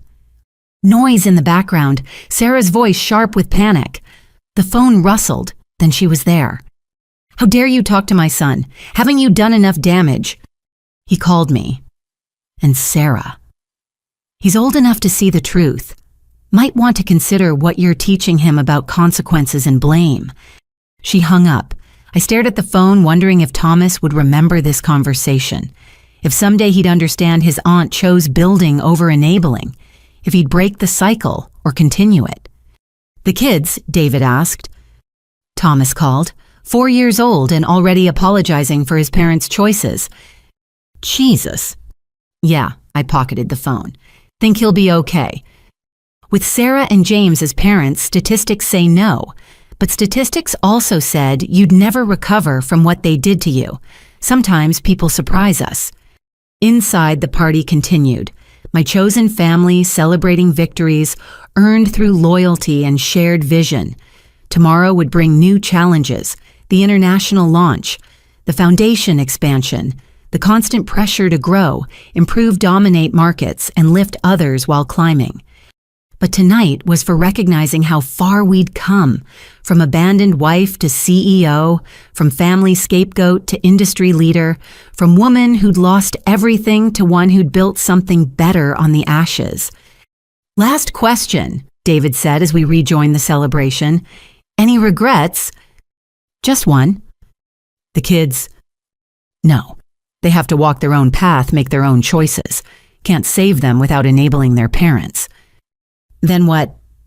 I watched my employees, my chosen family, toasting success we'd built together. Saw Maria Santos from the foundation showing off her business cards company launched from the house that had sheltered her. Witnessed Patricia Williams mentoring a new resident, passing on wisdom earned through experience. I regret how long I believed their version of who I was. The difficult daughter who wanted too much, the selfish wife who chose career over family, the cold sister who couldn't forgive. I let their narrative define me even while building my empire. Took years to realize I wasn't difficult. I was just too much for people who preferred women small and manageable. David raised his glass to the room. To being too much. To being exactly enough, I corrected. The toast rippled through the crowd. My people, my family, built on respect rather than blood choice, rather than chance, shared values, rather than shared history. Somewhere across Seattle, my birth family struggled with consequences of choices they'd made freely. Sarah would blame me forever. James would drink himself deeper into oblivion. My parents would enable until nothing remained. Thomas and his sister would grow up in that dysfunction, maybe repeating it, maybe escaping it. But that wasn't my story anymore. My story was this room full of success, this company changing lives, this man beside me who saw ambition as attractive rather than threatening, this life built on the ruins of what they'd destroyed. The reckoning had come and gone, not with the dramatic confrontation of fiction, but with the quiet finality of movers and legal documents. They'd wanted me to break. Instead, I'd built. They'd wanted me to beg. Instead, I'd thrived. They'd wanted me to save them. Instead, I'd saved myself and created space for others to do the same. The difficult daughter had become an impossible woman, too successful to need them, too strong to want them, too wise to save them from themselves. And that transformation, painful as its birth had been, was worth every lost connection that had made it possible. 5 years. That's how long it had been since Sarah moved into my apartment with her suitcases and calculated tears. 5 years since my life split into before and after. I stood in the conference room of our Manhattan office watching the city pulse 30 floors below, preparing for the announcement that would change everything. Ready. David appeared at my elbow, tablet in hand, showing the press release that would go live in minutes. Velocity Marketing Solutions had accepted a $3 billion acquisition offer, not selling out, scaling up. We'd maintain autonomy, keep our mission, but with resources to reach every small business in America. The Forbes headline wrote itself, "From Betrayal to Billions, Emily Chen's 5-year journey." Patricia Williams had flown in from Seattle, where she now ran the Chen Foundation full-time. Under her leadership, we'd expanded to 12 cities, housing over 300 women rebuilding their lives. She raised her coffee mug in silent toast from across the room. 2 minutes. Marshall announced, his usual calm tinged with excitement. This deal vindicated his early faith, turning his investment into a fortune. Sarah Winters, who'd become more friend than board member, smiled. "Remember when you could barely ask for $2 million? Now look at you." But I wasn't looking at the numbers. I was thinking about Thomas's call last month. 7 years old now, sneaking his mother's phone to reach the aunt he'd been taught to hate. His sister, Emma, 5, whispering hello in the background. "Mom lost another job," he'd reported matter-of-factly. "Dad's not living with us anymore. Grandma and Grandpa are sick a lot." "I'm sorry to hear that." "Are you really? Mom says you hate us." "I don't hate anyone, Thomas. Hate takes too much energy." "Oh," he'd paused. "I'm good at math. My teacher says I'm advanced. That's wonderful. Keep working hard. Mom says being smart doesn't matter if you're mean, but you're smart and rich, so maybe she's wrong about some things. 7 years old and already questioning the narrative. Maybe there was hope after all. 30 seconds, David counted down. I thought about the journey, the motel nights after finding them in my bed, the courtroom where I lost my house, the family dinners I'd never attend, the relationships severed by their choosing, all of it leading here to this moment of triumph that tasted like vindication, but felt like freedom. Live, Marshall announced. Within minutes, phones buzzed with congratulations. Business journalists requesting interviews, competitors offering partnerships. The empire I'd built on the ashes of betrayal, now valued in billions, impossible to ignore or diminish. But the notification that made me pause came from an unexpected source, my mother's number unblocked after years for Thomas's sake. Saw the news, her text read. Your grandmother would be proud. We all are. If you ever want to talk, I'm here. I stared at the words. 5 years too late. Pride offered only when success became undeniable. Contact attempted when my value soared beyond their ability to dismiss. Classic conditional love available only when I no longer needed it. I deleted the message without responding. Everything okay? David asked, reading my expression. My mother, suddenly proud now that I'm worth billions. Funny how that works. Predictable, more like. I pocketed my phone.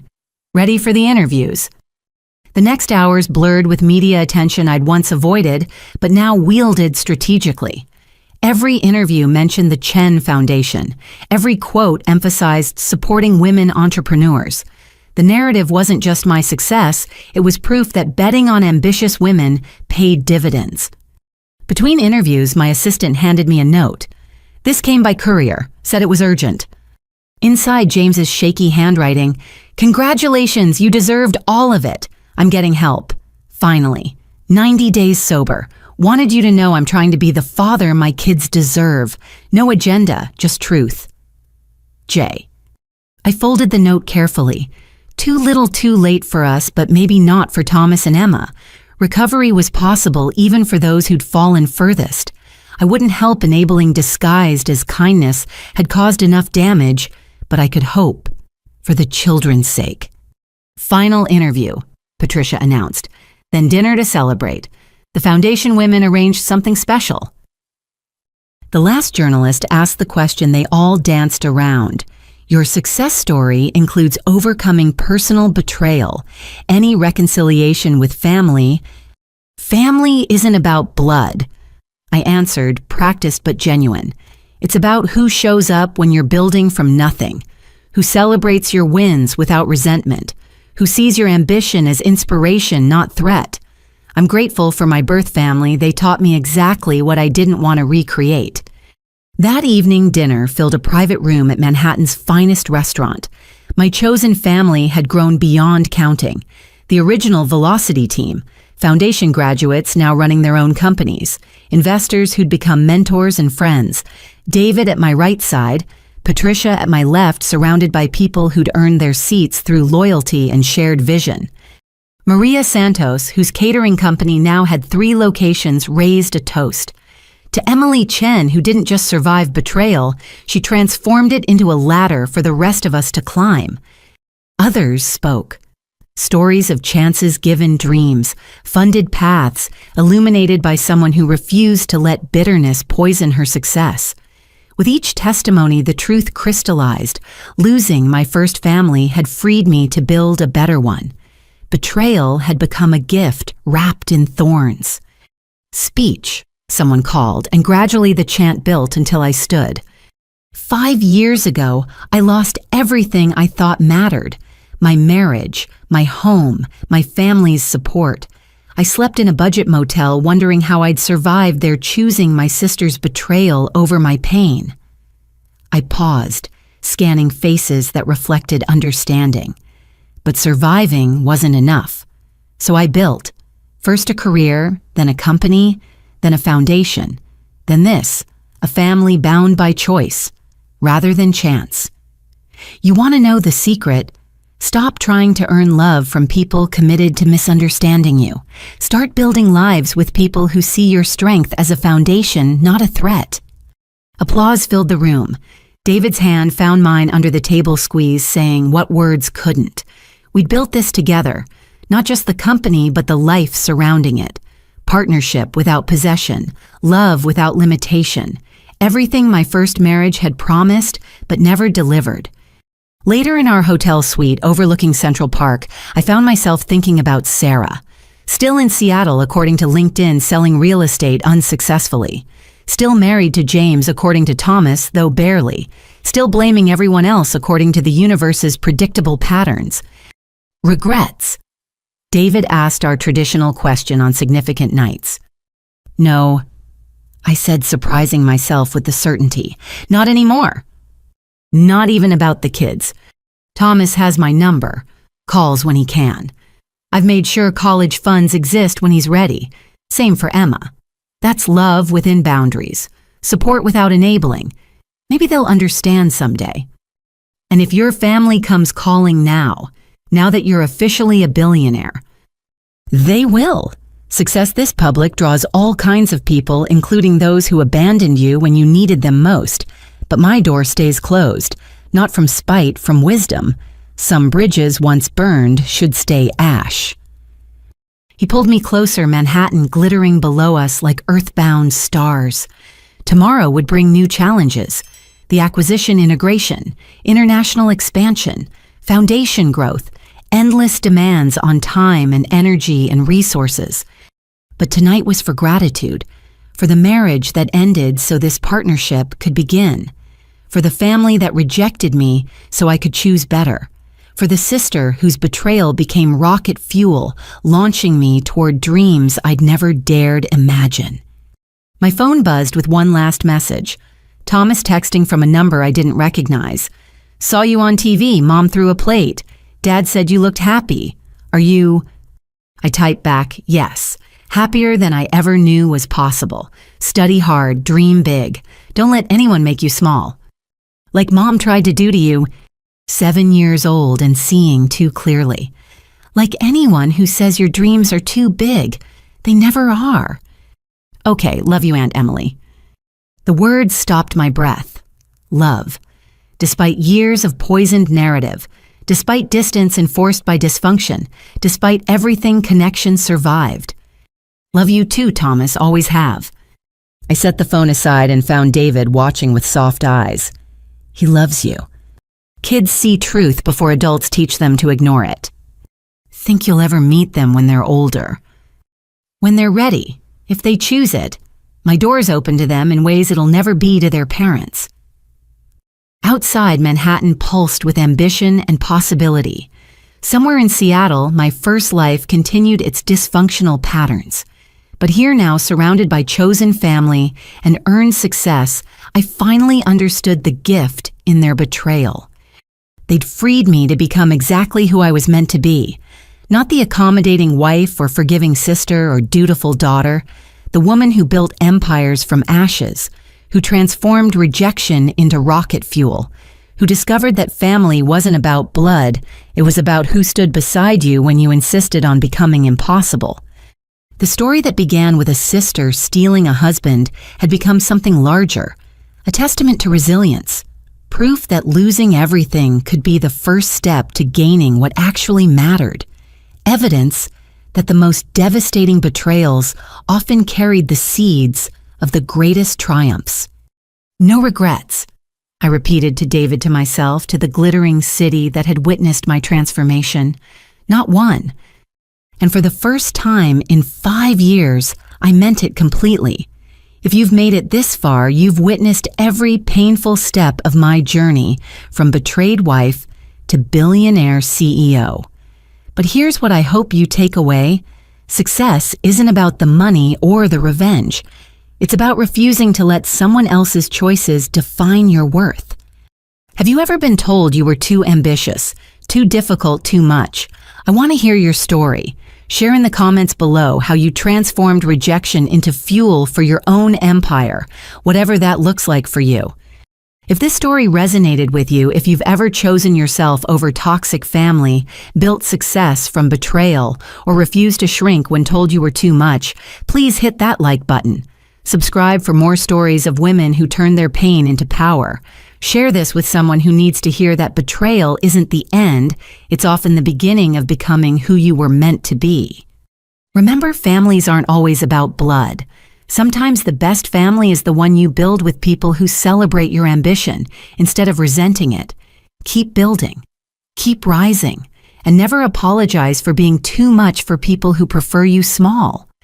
Thank you for joining me on this journey. May your own transformations be just as powerful with far less pain along the way. Until next time, keep building your empire, whatever that looks like for you.